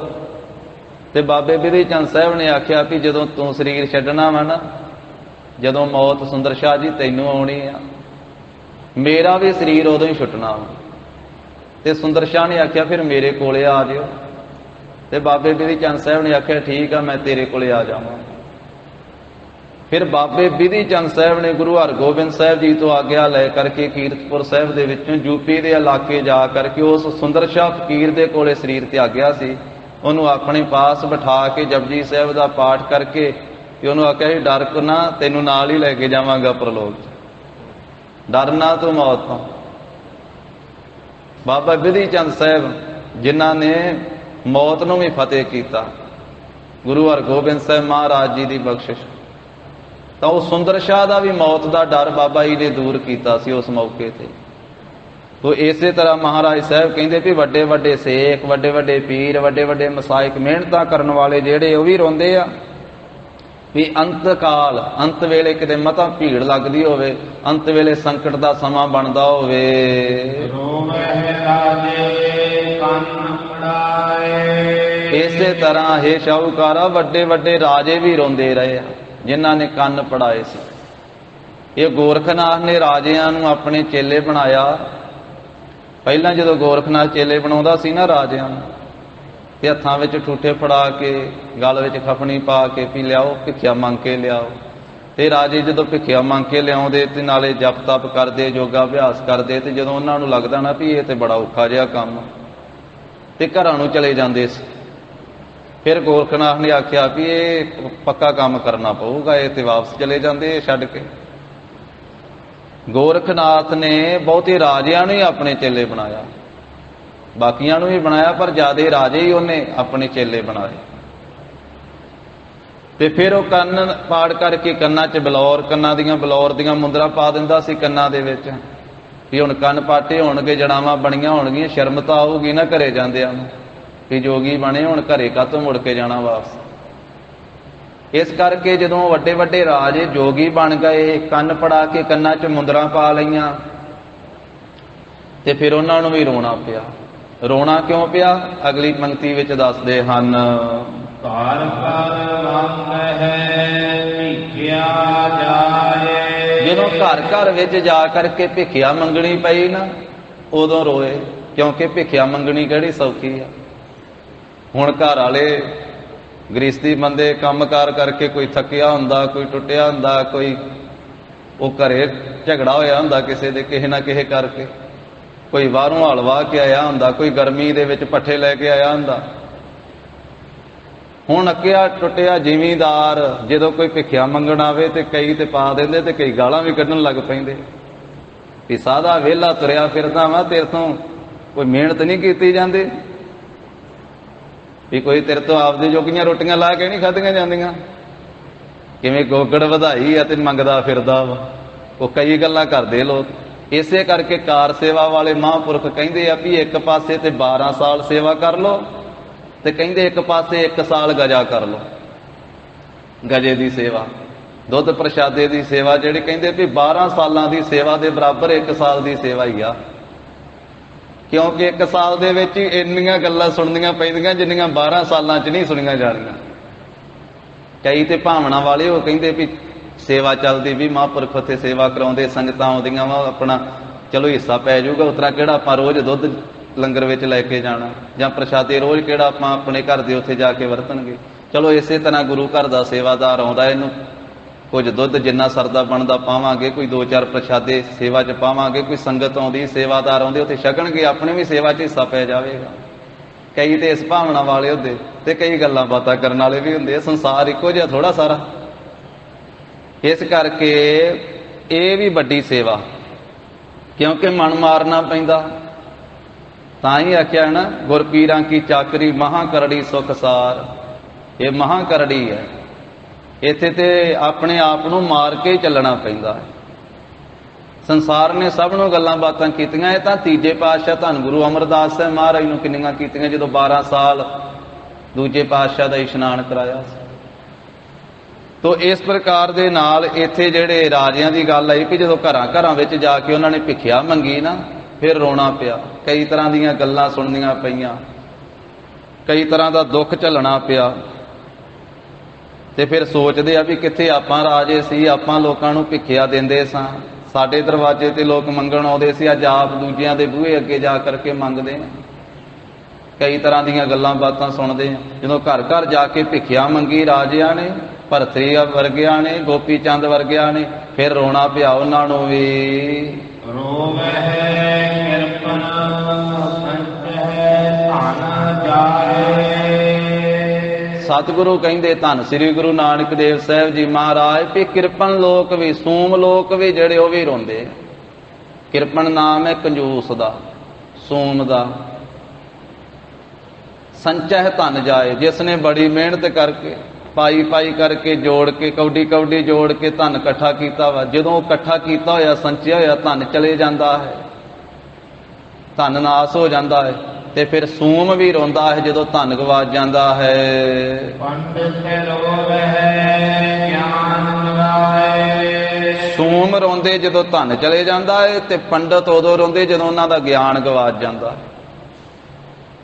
ਪੰਡਤ ਜਿਹਨੇ ਵਿਦਿਆ ਬੜੀ ਪੜ੍ਹੀ ਹੋਈ ਹੈ, ਗਿਆਨ ਇਕੱਠਾ ਕੀਤਾ ਹੋਇਆ, ਤੇ ਫਿਰ ਪੰਡਤ ਚਰਚਾ ਕਰਦੇ ਆ, ਗੋਸ਼ਟੀਆਂ ਕਰਦੇ ਆ, ਦੂਜੇ ਨੂੰ ਨੀਵਾਂ ਵਿਖਾਉਣ ਦਾ ਵੀ ਯਤਨ ਕਰਦੇ ਆ, ਆਪਣੇ ਗਿਆਨ ਦੀ ਪ੍ਰਦਰਸ਼ਨੀ ਕਰਦੇ। ਗਿਆਨ ਤਾਂ ਮਹਾਰਾਜ ਸਾਹਿਬ ਕਹਿੰਦੇ ਹੈ ਆਪਣੇ ਮਨ ਨੂੰ ਸਮਝਾਉਣ ਵਾਸਤੇ। ਮਨ ਸਮਝਾਵਣ ਕਾਰਨੇ ਕਛੂਅਕ ਪੜ੍ਹੀਐ ਗਿਆਨ, ਵੀ ਗਿਆਨ ਜੇ ਪੜ੍ਹਿਆ ਹੈ ਨਾ, ਇਹਦੇ ਤੋਂ ਆਪਣੇ ਆਪ ਨੂੰ ਸਮਝਾਇਆ ਜਾਵੇ। ਤੇ ਗਿਆਨ ਦੇ ਨਾਲ ਦੂਜੇ ਨੂੰ ਨੀਵਾਂ ਵਿਖਾਉਣ ਦੇ ਯਤਨ ਕਰਨ ਵਾਸਤੇ ਨਹੀਂ ਇਹ ਗਿਆਨ। ਤੇ ਪੰਡਤ ਜਿਸ ਵੇਲੇ ਗੋਸ਼ਟੀਆਂ ਕਰਦੇ ਆ, ਜਦੋਂ ਗੋਸ਼ਟੀ ਦੇ ਵਿੱਚ ਉਹਨਾਂ ਦਾ ਗਿਆਨ ਗਵਾਚ ਜਾਂਦਾ ਹੈ, ਨੀਵੇਂ ਹੋਣਾ ਪੈਂਦਾ, ਫਿਰ ਰੋਂਦੇ ਆ। ਪੰਡਤ ਰੋਵਹਿ ਗਿਆਨ ਗਵਾਏ। ਜਿਵੇਂ ਗਾਂਗੇ ਤੇਲੀ ਦੀ ਸਾਖੀ ਹੈ, ਗੋਸ਼ਟ ਗਾਂਗੇ ਤੇਲੀਏ ਪੰਡਤ ਸੰਗ ਹੋਵੇ ਜਗ ਦੇਖੈ। ਇਹ ਰਾਜੇ ਭੋਜ ਦੇ ਨਗਰ ਦੇ ਵਿੱਚ ਹੀ, ਉਜੈਨ ਦਾ ਹੋਇਆ ਰਾਜਾ ਭੋਜ, ਉਹਦੇ ਨਗਰ ਦੇ ਵਿੱਚ ਹੀ ਇਹ ਗਾਂਗਾ ਤੇਲੀ ਰਹਿੰਦਾ ਸੀ। ਗਾਂਗਾ ਇਹਦਾ ਨਾਮ ਸੀ, ਤੇਲੀ ਇਹਨੂੰ ਤਾਂ ਕਹਿੰਦੇ ਸੀ, ਇਹਨੇ ਕੋਹਲੂ ਲਾਇਆ ਹੋਇਆ ਸੀ ਬਲਦਾਂ ਵਾਲਾ, ਲੱਕੜ ਦਾ ਕੋਹਲੂ। ਤੇਲ ਕੱਢਦਾ ਹੁੰਦਾ ਸੀ, ਲੋਕ ਇਹਦੇ ਤੋਂ ਤੇਲ ਕਢਾਉਂਦੇ ਸੀ। ਕਿਸੇ ਨੇ ਤੋਰੀਏ ਦਾ ਤੇਲ ਕਢਾ ਲਿਆ, ਕਿਸੇ ਨੇ ਸਰੋਂ ਦਾ ਤੇਲ ਕਢਾ ਲਿਆ, ਕਿਸੇ ਨੇ ਤਿਲਾਂ ਦਾ ਤੇਲ ਕਢਾ ਲਿਆ। ਵੱਖ-ਵੱਖ ਤਰ੍ਹਾਂ ਦੇ ਤੇਲ ਜਿਹੜੇ ਉਹ ਲੋਕ ਕਢਾਉਣ ਜਾਂਦੇ ਸੀ। ਤੇ ਰਾਜੇ ਭੋਜ ਦੀ ਸਭਾ ਵਿੱਚ ਇਹ ਰੋਜ਼ ਜਾਂਦਾ ਰਹਿੰਦਾ ਸੀ। ਜਦੋਂ ਇਹਨੂੰ ਆਪਣੇ ਕੰਮਕਾਰ ਤੋਂ ਵਿਹਲ ਮਿਲਣਾ, ਇਹਨੇ ਰਾਜੇ ਭੋਜ ਦੀ ਸਭਾ ਵਿੱਚ ਚਲੇ ਜਾਣਾ, ਥੋੜਾ ਜਿਹਾ ਤੇਲ ਨਾਲ ਲੈ ਜਾਣਾ। ਰਾਜੇ ਨਾਲ ਇਹਦੀ ਸਾਂਝ ਪਿਆਲੀ ਬਣੀ ਸੀ, ਮਿੱਤਰਤਾ ਬਣੀ ਸੀ। ਨਾਲੇ ਜਾ ਕੇ ਰਾਜੇ ਦੇ ਪੈਰਾਂ ਦੀ ਮਾਲਿਸ਼ ਕਰ ਦੇਣੀ, ਲੱਤਾਂ ਨੂੰ ਤੇਲ ਤੂਲ ਲਾ ਦੇਣਾ, ਰਾਜੇ ਦੇ ਮੁੱਠੀ ਚਾਪੀ ਕਰ ਦੇਣੀ। ਇਹਨੇ ਨਾਲ ਰਾਜਾ ਵੀ ਖੁਸ਼ ਹੁੰਦਾ ਸੀ ਵੀ ਮੇਰੀ ਸੇਵਾ ਕਰਦਾ, ਤੇ ਉਹਦੇ ਲਾਗੇ ਇਹਨੂੰ ਵੀ ਬਹਿਣ ਦਾ ਸਮਾਂ ਮਿਲ ਜਾਂਦਾ ਸੀ। 1400 ਵਿਦਵਾਨ ਸੀ ਰਾਜੇ ਭੋਜ ਦਾ, 1400 ਵਿਦਵਾਨ। ਰੋਜ਼ ਉਹ ਕਿਸੇ ਨਾ ਕਿਸੇ ਗ੍ਰੰਥ ਦੀ ਕਥਾ ਕਰਦੇ ਹੀ ਰਹਿੰਦੇ ਸੀ, ਧਰਮ ਗ੍ਰੰਥਾਂ, ਰਾਜਨੀਤੀ ਦੇ ਗ੍ਰੰਥਾਂ ਦੀ। ਤੇ ਉੱਥੇ ਸਾਰੇ ਸਭਾ ਦੇ ਮੈਂਬਰ ਵੀ ਕਥਾ ਸੁਣਦੇ ਸਨ, ਤੇ ਇਹਨੇ ਗਾਂਗੇ ਤੇਲੀ ਨੇ ਬਹਿ ਕੇ ਵੀ ਕਥਾ ਸੁਣਦੇ ਰਹਿਣਾ। ਇਹ ਉਂਝ ਵੀ ਬੜਾ ਚਲਾਕ ਚੁਸਤ ਜਿਹਾ ਸੀ, ਨਾਲੇ ਰੋਜ਼ ਕਥਾ ਸੁਣਨੀ, ਤੇ ਸੁਣ ਸੁਣ ਕੇ ਜਿਹੜਾ ਬੰਦਾ ਉਹ ਵਿਦਵਾਨ ਬਣ ਜਾਂਦਾ। ਇੱਕ ਅੱਖੋਂ ਕਾਣਾ ਸੀਗਾ ਇਹ, ਇੱਕ ਅੱਖੋਂ ਕਾਣਾ ਸੀ, ਅੱਖ ਇੱਕ ਹੀ ਸੀ ਇਹਦੀ। ਉਹ ਇੱਕ ਵਾਰੀ ਇੱਕ ਪੰਡਤ ਆ ਗਿਆ, ਬਹੁਤ ਹੰਕਾਰੀ ਤੇ ਬੜਾ ਵੱਡਾ ਵਿਦਵਾਨ, ਰਾਜੇ ਭੋਜ ਦੀ ਨਗਰੀ ਦੇ ਵਿੱਚ। ਉਹਨੇ ਆ ਡਗਾ ਖੜਕਾਇਆ, ਢੋਲ ਵਜਾਇਆ ਉੱਥੇ, ਵੀ ਰਾਜੇ ਭੋਜ ਦੇ ਜਿਹੜੇ ਵਿਦਵਾਨ ਉਹ ਮੇਰੇ ਨਾਲ ਆ ਕੇ ਚਰਚਾ ਕਰਨ। ਤੇ ਉਹਦਾ ਸੁਭਾਅ ਇਹ ਸੀ ਵੀ ਜਿਹੜਾ ਚਰਚਾ 'ਚ ਹਾਰ ਜਾਵੇ, ਉਹਦੇ ਗ੍ਰੰਥ ਵੀ ਸਾਰੇ ਖੋਹ ਲੈਂਦਾ ਸੀ, ਉਹਦੇ ਵਸਤਰ ਵੀ ਸਭਾ ਦੇ ਵਿੱਚ ਲਵਾ ਦਿੰਦਾ ਸੀ। ਸਿਰਫ ਤੇੜ ਦਾ ਇੱਕ ਵਸਤਰ ਰਹਿਣ ਦਿੰਦਾ ਸੀ, ਬਾਕੀ ਸਾਰੇ ਵਸਤਰ ਲਵਾ ਦਿੰਦਾ ਸੀ। ਇੰਨੀ ਬੇਇੱਜ਼ਤੀ ਕਰਦਾ ਸੀ ਉਹ ਵਿਦਵਾਨ ਪੰਡਤ। ਉਹਨੇ ਗੱਡੇ ਲੱਦੇ ਹੋਏ ਸੀ ਗ੍ਰੰਥਾਂ ਦੇ, ਤੇ ਬਹੁਤ ਉਹਨੂੰ ਮਾਣ ਸੀ ਆਪਣੀ ਵਿਦਿਆ ਦਾ, ਵੀ ਮੈਂ ਸਾਰਿਆਂ ਨੂੰ ਜਿੱਤਣਾ, ਮੈਨੂੰ ਨਹੀਂ ਕੋਈ ਜਿੱਤ ਸਕਦਾ। ਜਦੋਂ ਇੱਥੇ ਆ ਕਰਕੇ ਢੋਲ ਖੜਕਾਇਆ, ਰਾਜੇ ਭੋਜ ਦੇ ਵਿਦਵਾਨਾਂ ਨੂੰ ਪਤਾ ਲੱਗਾ। ਉਹਨੇ ਰਾਜੇ ਨਾਲ, ਉਹਨਾਂ ਨੇ ਗੱਲ ਕੀਤੀ ਵੀ ਰਾਜਾ ਇਸ ਤਰ੍ਹਾਂ ਵਿਦਵਾਨ ਆਇਆ, ਤੇ ਬੜਾ ਵਿਦਵਾਨ ਹੈ। ਉਹ ਕਹਿੰਦਾ ਵੀ ਰਾਜੇ ਭੋਜ ਦੇ ਜਿਹੜੇ ਵਿਦਵਾਨ ਆ, 1400 ਪੰਡਤ ਆ, ਉਹ ਮੇਰੇ ਨਾਲ ਆ ਕੇ ਚਰਚਾ ਕਰਨ। ਜਿਹੜਾ ਹਾਰੇਗਾ, ਜੇ ਮੈਂ ਹਾਰਿਆ ਮੇਰੇ ਗ੍ਰੰਥ ਤੁਸੀਂ ਲੈ ਲਿਓ, ਜੇ ਤੁਸੀਂ ਹਾਰੋਗੇ ਤੁਹਾਡੇ ਗ੍ਰੰਥ ਸਾਰੇ ਮੈਂ ਲੈ ਲੈਣੇ। ਰਾਜੇ ਨੇ ਆਖਿਆ ਵੀ ਜੇ ਤੁਸੀਂ ਹਾਰ ਗਏ ਨਾ, ਤੇ ਬੇਇੱਜ਼ਤੀ ਇਕੱਲੀ ਤੁਹਾਡੀ ਨਹੀਂ ਹੋਣੀ, ਮੇਰੀ ਵੀ ਨਾਲ ਹੀ ਹੋਣੀ ਹੈ। ਲੋਕਾਂ ਨੇ ਤੁਹਾਨੂੰ ਬਾਅਦ ਚ ਕਹਿਣਾ, ਤੇ ਮੈਨੂੰ ਪਹਿਲੋਂ ਕਹਿਣਾ। ਲੋਕਾਂ ਕਹਿਣਾ ਰਾਜੇ ਭੋਜ ਦੇ ਵਿਦਵਾਨ ਹਾਰ ਗਏ, ਰਾਜੇ ਭੋਜ ਦੇ ਪੰਡਤ ਹਾਰ ਗਏ। ਉਹ ਕਹਿੰਦੇ ਫਿਰ ਕੀ ਕਰੀਏ? ਕਹਿੰਦੇ ਤੁਸੀਂ ਚਰਚਾ ਨਹੀਂ ਕਰਨੀ, ਜਿਹੜਾ ਗਾਂਗਾ ਤੇਲੀ ਉਹਨੂੰ ਅੱਗੇ ਲਾਓ, ਤੇ ਤੁਸੀਂ ਉਹਦੇ ਲੱਗੋ ਪਿੱਛੇ, ਗਾਂਗੇ ਤੇਲੀ ਨੂੰ ਚਰਚਾ ਕਰਾਓ ਪੰਡਤ ਦੇ ਨਾਲ। ਹੈ ਸੀ ਉਹ ਅਨਪੜ੍ਹ, ਕੋਰਾ ਅਨਪੜ੍ਹ ਗਾਂਗਾ ਤੇਲੀ। ਗੱਲਾਂ ਬਾਤਾਂ ਬੜੀਆਂ ਆਉਂਦੀਆਂ ਸੀ। ਕਈ ਬੰਦੇ ਅਨਪੜ੍ਹ ਹੀ ਹੁੰਦੇ, ਪਰ ਉਹ ਗੱਲਾਂ 'ਚ ਵਾਰੇ ਨਹੀਂ ਆਉਣ ਦਿੰਦੇ ਕਿਸੇ ਨੂੰ। ਉਹ ਗਾਂਗੇ ਦੀ ਵੀ ਐਸੀ ਹਾਲਤ ਸੀ। ਤੇ ਪੰਡਤ ਉਹਦੇ ਨਾਲ ਘਿਰਨਾ ਵੀ ਕਰਦੇ ਹੁੰਦੇ ਸੀ ਪਹਿਲਾਂ, ਵੀ ਉਹਨੇ ਤੇਲ ਕੱਢਦੇ ਨੇ, ਲਿਬੜੇ ਤਿਬੜੇ ਉਹਦੇ ਵਸਤਰ ਹੁੰਦੇ ਸੀ, ਮੈਲੇ ਕਚੈਲੇ। ਉਸ ਤਰ੍ਹਾਂ ਹੀ ਉਹਨੇ ਆ ਜਾਣਾ, ਤੇ ਰਾਜਾ ਉਹਦੇ ਨਾਲ ਪ੍ਰੇਮ ਕਰਦਾ ਸੀ, ਕਿਉਂਕਿ ਰਾਜੇ ਦੇ ਪੈਰਾਂ ਦੀ ਮਾਲਿਸ਼ ਮੂਲਿਸ਼ ਕਰ ਦਿੰਦਾ ਸੀ। ਤੇ ਪੰਡਤ ਉਹਦੇ ਨਾਲ ਘਿਰਨਾ ਕਰਦੇ ਹੁੰਦੇ ਵੀ ਤੂੰ ਸਾਡੇ ਲਾਗੇ ਨਾ ਲੱਗ। ਰਾਜੇ ਨੇ ਆਖਿਆ ਵੀ ਉਹ ਮੈਲੇ ਜਿਹੇ ਵਸਤਰਾਂ ਨਾਲ ਹੀ ਆ ਜਾਂਦਾ ਹੁੰਦਾ, ਪਹਿਲਾਂ ਤੁਸੀਂ ਉਹਦੇ ਘਰੇ ਜਾਇਓ, ਉਹਦੇ ਘਰੇ ਜਾ ਕੇ ਉਹਨੂੰ ਚੰਗੀ ਤਰ੍ਹਾਂ ਮਲ ਮਲ ਕੇ ਨਵਾਇਓ ਤੇ ਆ ਤੋਸ਼ੇਖਾਨੇ ਦੇ ਵਿੱਚੋਂ ਆ ਵਧੀਆ ਕੁੜਤਾ ਲੈ ਜਾਓ ਚਿੱਟਾ, ਆ ਚਿੱਟਾ ਝੱਗਾ ਪਜਾਮਾ ਉਹਨੂੰ ਪਵਾਇਓ ਤੇ ਆ ਪੱਗ ਚਿੱਟੀ ਲੈ ਜਾਓ ਤੇ ਇਹ ਉਹਦੇ ਬੰਨ੍ਹ ਦਿਓ ਸਿਰ ਤੇ ਇੱਕ ਤੁਰਲਾ ਜਿਹਾ ਤਾਂ ਨੂੰ ਕੱਢ ਦਿਓ ਤੇ ਇੱਕ ਠਾਹ ਨੂੰ ਕੱਢ ਦਿਓ। ਆ ਚਾਂਦੀ ਦੀ ਖੁੰਡੀ ਲੈ ਜਾਇਓ, ਇਹ ਉਹ ਗਾਂਗੇ ਦੇ ਹੱਥ 'ਚ ਫੜਾ ਦਿਓ। ਆ ਮਾਲਾ ਲੈ ਜਾਓ ਤੇ ਉਹਦੇ ਗਲ 'ਚ ਪਵਾ ਦਿਓ। ਆ ਕੱਢੀ ਜੁੱਤੀ ਲੈ ਜਾਇਓ, ਉਹਨੂੰ ਪਵਾ ਲਿਓ। ਆ ਰੇਸ਼ਮੀ ਰੁਮਾਲ ਲੈ ਜਾਓ, ਗਾਂਗੇ ਦੇ ਹੱਥ 'ਚ ਫੜਾ ਦਿਓ। ਉਹ ਸਾਰਾ ਕੁਝ ਲੈ ਕੇ ਚਲੇ ਗਏ। ਜਾ ਗਾਂਗੇ ਦਾ ਨਿੱਕਾ ਜਿਹਾ ਘਰ ਸੀ ਤੇ ਜਾ ਦਰਵਾਜ਼ਾ ਖੜਕਾਇਆ, ਕੁੰਡਾ ਖੜਕਾਇਆ। ਗਾਂਗੇ ਨੇ ਖੋਲਿਆ, ਉਹਨੇ ਕਿਹਾ ਧੰਨ ਭਾਗ ਧੰਨ ਭਾਗ, ਅੱਜ ਤਾਂ ਕੀੜੀ ਦੇ ਘਰੇ ਨਰੈਣ ਆਉਣ ਵਾਲੀ ਗੱਲ ਬਣ ਗਈ। ਕਹਿੰਦਾ ਅੱਜ ਪੰਡਤ ਜੀ ਆਏ ਆ ਮਹਾਰਾਜ, ਤੁਸੀਂ ਮੈਨੂੰ ਦੱਸ ਦਿੰਦੇ ਮੈਂ ਹੀ ਪੰਡਤ ਜੀ ਆ ਜਾਂਦਾ ਤੁਹਾਡੇ ਕੋਲੇ, ਤੁਸੀਂ ਕਿਉਂ ਖੇਚਲ ਕੀਤੀ ਹੈ? ਅੱਜ ਤਾਂ ਮੈਂ ਧੰਨ ਹੋ ਗਿਆ, ਤੁਹਾਡੇ ਚਰਨ ਪਏ ਮੇਰੇ ਘਰ ਵਿੱਚ। ਉਹ ਕਹਿਣ ਲੱਗੇ ਗਾਂਗਿਆ ਤੇਰੇ ਤਾਈਂ ਕੰਮ ਪੈ ਗਿਆ, ਸਾਨੂੰ ਰਾਜੇ ਨੇ ਭੇਜਿਆ। ਆ ਇੱਕ ਪੰਡਤ ਆਇਆ, ਉਹਦੇ ਨਾਲ ਚਰਚਾ ਕਰਨੀ ਆ ਤੇ ਰਾਜੇ ਨੇ ਆਖਿਆ ਵੀ ਗਾਂਗਾ ਤੇਲੀ ਕਰੇ ਚਰਚਾ। ਉਹਨੇ ਕਿਹਾ ਕੋਈ ਗੱਲ ਹੀ ਨਹੀਂ, ਵੱਟ ਕੱਢ ਦਾਂਗੇ ਆਪਾਂ ਚਰਚਾ ਵਾਲੇ, ਚਰਚਾ ਕਰ ਲੈਂਦੇ। ਤਾਂ ਕਹਿਣ ਲੱਗੇ ਵੀ ਪਹਿਲਾਂ ਤੂੰ ਇਸ਼ਨਾਨ ਕਰ ਲਾ ਤੇ ਤੇਰਾ ਇਸ਼ਨਾਨ ਅਸੀਂ ਕਰਾਉਣਾ। ਉਹ ਕਹਿੰਦਾ ਨਾ ਨਾ, ਪਾਪ ਚੜਾਉਣਾ ਤੁਹਾਡੇ ਤੋਂ ਇਸ਼ਨਾਨ ਕਰਾ ਕੇ। ਕਹਿਣ ਲੱਗੇ ਨਹੀਂ ਅਸੀਂ ਕਰਾਉਣਾ ਤੇਰਾ ਇਸ਼ਨਾਨ। ਕਹਿੰਦੇ ਵੀ ਪੰਡਤ ਜੀ ਕੀ ਗੱਲ ਹੋਈ, ਅੱਗੇ ਤੇ ਤੁਸੀਂ ਮੈਨੂੰ ਲਾਗੇ ਨਹੀਂ ਲੱਗਣ ਦਿੰਦੇ, ਮੇਰਾ ਪਰਛਾਵਾਂ ਨਹੀਂ ਲੈਂਦੇ, ਹੁਣ ਮੈਨੂੰ ਨਹਾਉਣ ਵਾਸਤੇ ਤਿਆਰ ਹੋਏ ਪਏ ਜੀ। ਜਦੋਂ ਬੰਦੇ ਨੂੰ ਕੰਮ ਪੈ ਜਾਵੇ ਉਦੋਂ ਇਸ ਤਰ੍ਹਾਂ ਹੀ ਆ ਨਾ। ਉਹ ਕਹਿੰਦੇ ਨਹੀਂ ਅਸੀਂ ਆਪ ਕਰਾਉਣਾ ਤੇਰਾ ਇਸ਼ਨਾਨ। ਪੰਡਤਾਂ ਨੇ ਇਸ਼ਨਾਨ ਆਪ ਕਰਾਇਆ, ਮਲ ਮਲ ਕੇ ਗਾਂਗੇ ਤੇਲੀ ਨੂੰ 4-5 ਜਾਣਿਆਂ ਨੇ ਨਵਾਇਆ। ਫਿਰ ਉਹਨੂੰ ਚਿੱਟਾ ਕੁੜਤਾ ਪਜਾਮਾ ਪਵਾਇਆ, ਚਿੱਟੀ ਪੱਗ ਬੰਨ੍ਹ ਦਿੱਤੀ, ਇੱਕ ਤਾਂਹ ਨੂੰ ਕੱਢ ਦਿੱਤਾ ਤੁਰਲਾ, ਇੱਕ ਠਾਹ ਨੂੰ ਛੱਡ ਦਿੱਤਾ ਲੜ, ਜਿਵੇਂ ਆ ਭੰਗੜਾਇਆ ਪਾਉਣ ਵਾਲੇ ਨਹੀਂ ਕੱਢਦੇ ਹੁੰਦੇ, ਇਸ ਤਰ੍ਹਾਂ ਦਾ ਕਰ ਦਿੱਤਾ। ਗਲ ਵਿੱਚ ਮਾਲਾ ਪਾ ਦਿੱਤੀਆਂ ਮੋਤੀਆਂ ਦੀਆਂ, ਹੱਥ ਦੇ ਵਿੱਚ ਰੇਸ਼ਮੀ ਰੁਮਾਲ ਇੱਕ ਪਾਸੇ ਫੜਾ ਦਿੱਤਾ, ਦੂਜੇ ਹੱਥ ਵਿੱਚ ਚਾਂਦੀ ਦੀ ਖੁੰਡੀ ਫੜਾ ਦਿੱਤੀ, ਕੱਢੀ ਜੁੱਤੀ ਪਵਾ ਦਿੱਤੀ ਗਾਂਗੇ ਨੂੰ। ਗਾਂਗੇ ਦਾ ਤੇ ਟੌਰ ਨਿਕਲ ਗਿਆ, ਸਾਰੀ ਜ਼ਿੰਦਗੀ 'ਚ ਇਹੋ ਜਿਹੇ ਬਸਤਰ ਨਹੀਂ ਪਾਏ ਉਹਨੇ। 1400 ਪੰਡਤ ਉਹਦੇ ਪਿੱਛੇ ਪਿੱਛੇ ਤੇ ਗਾਂਗੇ ਨੂੰ ਅੱਗੇ ਲਾ ਲਿਆ ਵੀ ਉਹ ਪੰਡਤ ਨਾਲ ਚਰਚਾ ਕਰਨੀ ਆ ਤੇ ਸਾਰੀਆਂ ਗੱਲਾਂ ਬਾਤਾਂ ਦੱਸ ਦਿੱਤੀਆਂ ਵੀ ਜਿਹੜਾ ਹਾਰ ਜਾਵੇ ਉਹਦੇ ਸਾਰੇ ਗ੍ਰੰਥ ਖੋਹ ਲੈਂਦਾ। ਉਹਨੇ ਕਿਹਾ ਵੀ ਮੈਂ ਹਾਰ ਵੀ ਗਿਆ ਤੇ ਮੇਰੇ ਕਿਹੜੇ ਗ੍ਰੰਥ ਖੋਲੂਗਾ, ਮੈਂ ਤਾਂ ਕਦੀ ਪੜ੍ਹਿਆ ਹੀ ਨਹੀਂਗਾ, ਸਕੂਲ ਦੇ ਲਾਗੇ ਨਹੀਂ ਗਿਆ ਤੇ ਮੇਰੇ ਗ੍ਰੰਥ ਕਿਹੜੇ ਖੋਲੂ ਜੇ ਹਾਰ ਵੀ ਗਿਆ ਤੇ ਜੇ ਨਾਲੇ ਕਹਿੰਦੇ ਵੀ ਉਹ ਬਸਤਰ ਵੀ ਸਾਰੇ ਲਵਾ ਦਿੰਦਾ ਜਿਹੜਾ ਹਾਰ ਜਾਵੇ। ਕਹਿੰਦੇ ਕੋਈ ਗੱਲ ਨਹੀਂ। ਉੱਥੇ ਲੋਕ ਇਕੱਠੇ ਹੋਏ ਪਏ ਸਾਰੇ ਨਗਰ ਵਾਲੇ ਵੀ ਅੱਜ ਚਰਚਾ ਹੋਣੀ ਜੀ। ਗਾਂਗਾ ਅੱਗੇ ਅੱਗੇ 1400 ਪੰਡਤ ਉਹਦੇ ਪਿੱਛੇ ਪਿੱਛੇ ਤੇ ਗਾਂਗੇ ਦਾ ਤੇ ਟੌਰ ਹੀ ਇੰਨਾ ਬਣਿਆ, ਉਹ ਤੇ ਚੌੜਾ ਹੋ ਕੇ ਤੁਰਦਾ ਵੀ। ਜਿਸ ਬੰਦੇ ਦੇ ਪਿੱਛੇ 1400 ਬੰਦਾ ਤੁਰੇ ਤੇ ਉਹਨੂੰ ਤੇ ਉਤਰਾ ਹੀ ਉਹ ਖੁੱਲਿਆ ਨਹੀਂ ਸਮਾਉਂਦਾ ਕਿ 1400 ਬੰਦਾ ਆਪਣੇ ਪਿੱਛੇ ਪਿੱਛੇ ਜਾ ਰਹੇ ਆ ਤੇ ਉਹ ਅੱਗੇ ਅੱਗੇ ਜਾ ਰਿਹਾ ਗਾਂਗਾ ਤੇਲੀ। ਜਿਹਨੂੰ ਰੱਬ ਮਾਣ ਦਵੇ, ਜਿਹਨੂੰ ਪਰਮੇਸ਼ਰ ਵਡਿਆਈ ਦਵੇ, ਉਹ ਅਨਪੜ੍ਹਾਂ ਨੂੰ ਵੀ ਦੇ ਦਿੰਦਾ ਵਡਿਆਈਆਂ। ਇਸੇ ਨੂੰ ਆਖਿਆ ਨਾ ਜਲ ਤੇ ਥਲ ਕਰ, ਥਲ ਤੇ ਕੂਆ ਕੂਪ ਤੇ ਮੇਰ ਕਰਾਵੇ, ਧਰਤੀ ਤੇ ਆਕਾਸ਼ ਚੜਾਵੇ, ਚੜੇ ਆਕਾਸ਼ ਗਿਰਾਵੇ, ਭੇਖਾਰੀ ਤੇ ਰਾਜ ਕਰਾਵੇ, ਰਾਜਾ ਤੇ ਭੇਖਾਰੀ, ਖਲ ਮੂਰਖ ਤੇ ਪੰਡਿਤ ਕਰਬੋ, ਪੰਡਿਤ ਤੇ ਮੁਗਧਾਰੀ। ਹੁਣ ਜਦੋਂ ਨੇੜੇ ਜੇ ਚਲੇ ਗਿਆ ਤੇ ਅੱਗੇ ਉਹ ਜਗ੍ਹਾ ਬਣੀ ਸੀ ਜਿੱਥੇ ਪੰਡਤ ਨੇ ਬੈਠਣਾ ਸੀ ਤੇ ਗਾਂਗੇ ਤੇਲੀ ਨੇ ਬੈਠ ਕੇ ਚਰਚਾ ਕਰਨੀ ਸੀ। ਉਹਦੇ ਨਾਲ ਕਿੰਨੇ ਹਜ਼ਾਰਾਂ ਦੀ ਗਿਣਤੀ ਵਿੱਚ ਉਹਦੇ ਚੇਲੇ ਚਪਟੇ ਸੀ ਪੰਡਤ ਦੇ, ਦੁਨੀਆ ਵੀ ਇਕੱਠੀ ਹੋਈ। ਹੁਣ ਵੇਨੇ ਕਿਹੜਾ ਜਿੱਤਦਾ ਕਿਹੜਾ ਹਾਰਦਾ। ਜਦੋਂ ਸਾਰਿਆਂ ਨੇ ਜੋੜੇ ਲਾ ਦਿੱਤੇ ਵੀ ਅੱਗੇ ਹੁਣ ਜੋੜੇ ਲਾ ਕੇ ਜਾਣਾ ਸੀ ਨਾ, ਗਾਂਗੇ ਨੇ ਵੀ ਲਾ ਦਿੱਤਾ।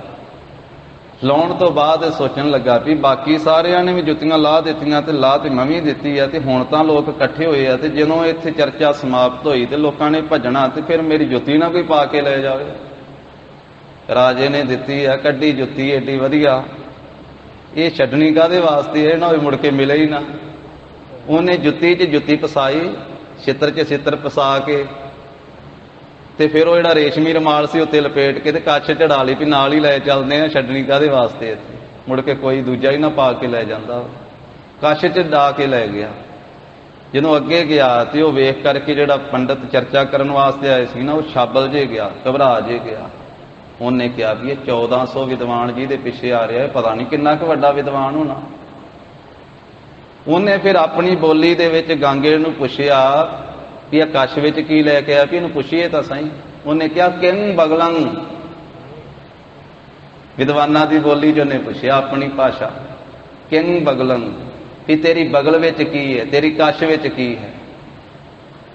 ਤੇ ਗਾਂਗੇ ਨੇ ਵੀ ਫਿਰ ਇਹ ਵੀ ਗੱਲਾਂ ਬਾਤਾਂ ਬਥੇਰਾ ਸੁਣਦਾ ਰਹਿੰਦਾ ਸੀ ਸਭਾ ਦੇ ਵਿੱਚ, ਪੜ੍ਹਿਆ ਭਾਵੇਂ ਨਹੀਂ ਹੀ, ਰੋਜ਼ ਕਥਾ ਸੁਣਦਾ ਹੁੰਦਾ ਸੀ ਰਾਜੇ ਭੋਜ ਦੀ ਸਭਾ 'ਚ। ਇਹਨੇ ਵੀ ਵਿਚਾਰ ਕਰਕੇ ਸੋਚ ਕੇ ਤੇ ਉੱਤਰ ਦੇ ਦਿੱਤਾ, ਕਹਿੰਦਾ ਕੰਟਕ ਚੂਰਨੰ ਪੁਰਾਣ। ਜਦੋਂ ਆਖਿਆ ਨਾ ਕੰਟਕ ਚੂਰਨੰ ਪੁਰਾਣ, ਉਹ ਤਾਂ ਸੋਚੀ ਪੈ ਗਿਆ ਵਿਦਵਾਨ ਕਿ 18 ਪੁਰਾਣ ਤੇ ਮੈਂ ਪੜ੍ਹੇ ਆ ਤੇ ਆਹ ਪੁਰਾਣ ਤੇ ਮੈਂ ਅੱਜ ਪਹਿਲੇ ਦਿਨ ਨਾਂ ਸੁਣਿਆ। ਇਹ ਕਿਹੜਾ ਪੁਰਾਣ ਹੋਵੇ ਵੀ ਕਿਤੇ ਇਸ ਵਿਦਵਾਨ ਨੇ 18 ਪੁਰਾਣ ਪੜ੍ਹ ਕੇ ਕੋਈ ਹੋਰ ਆਪਣੀ ਖੋਜ ਕਰਕੇ ਵੱਖਰਾ ਪੁਰਾਣ ਤੇ ਨਹੀਂ ਲਿਖ ਦਿੱਤਾ।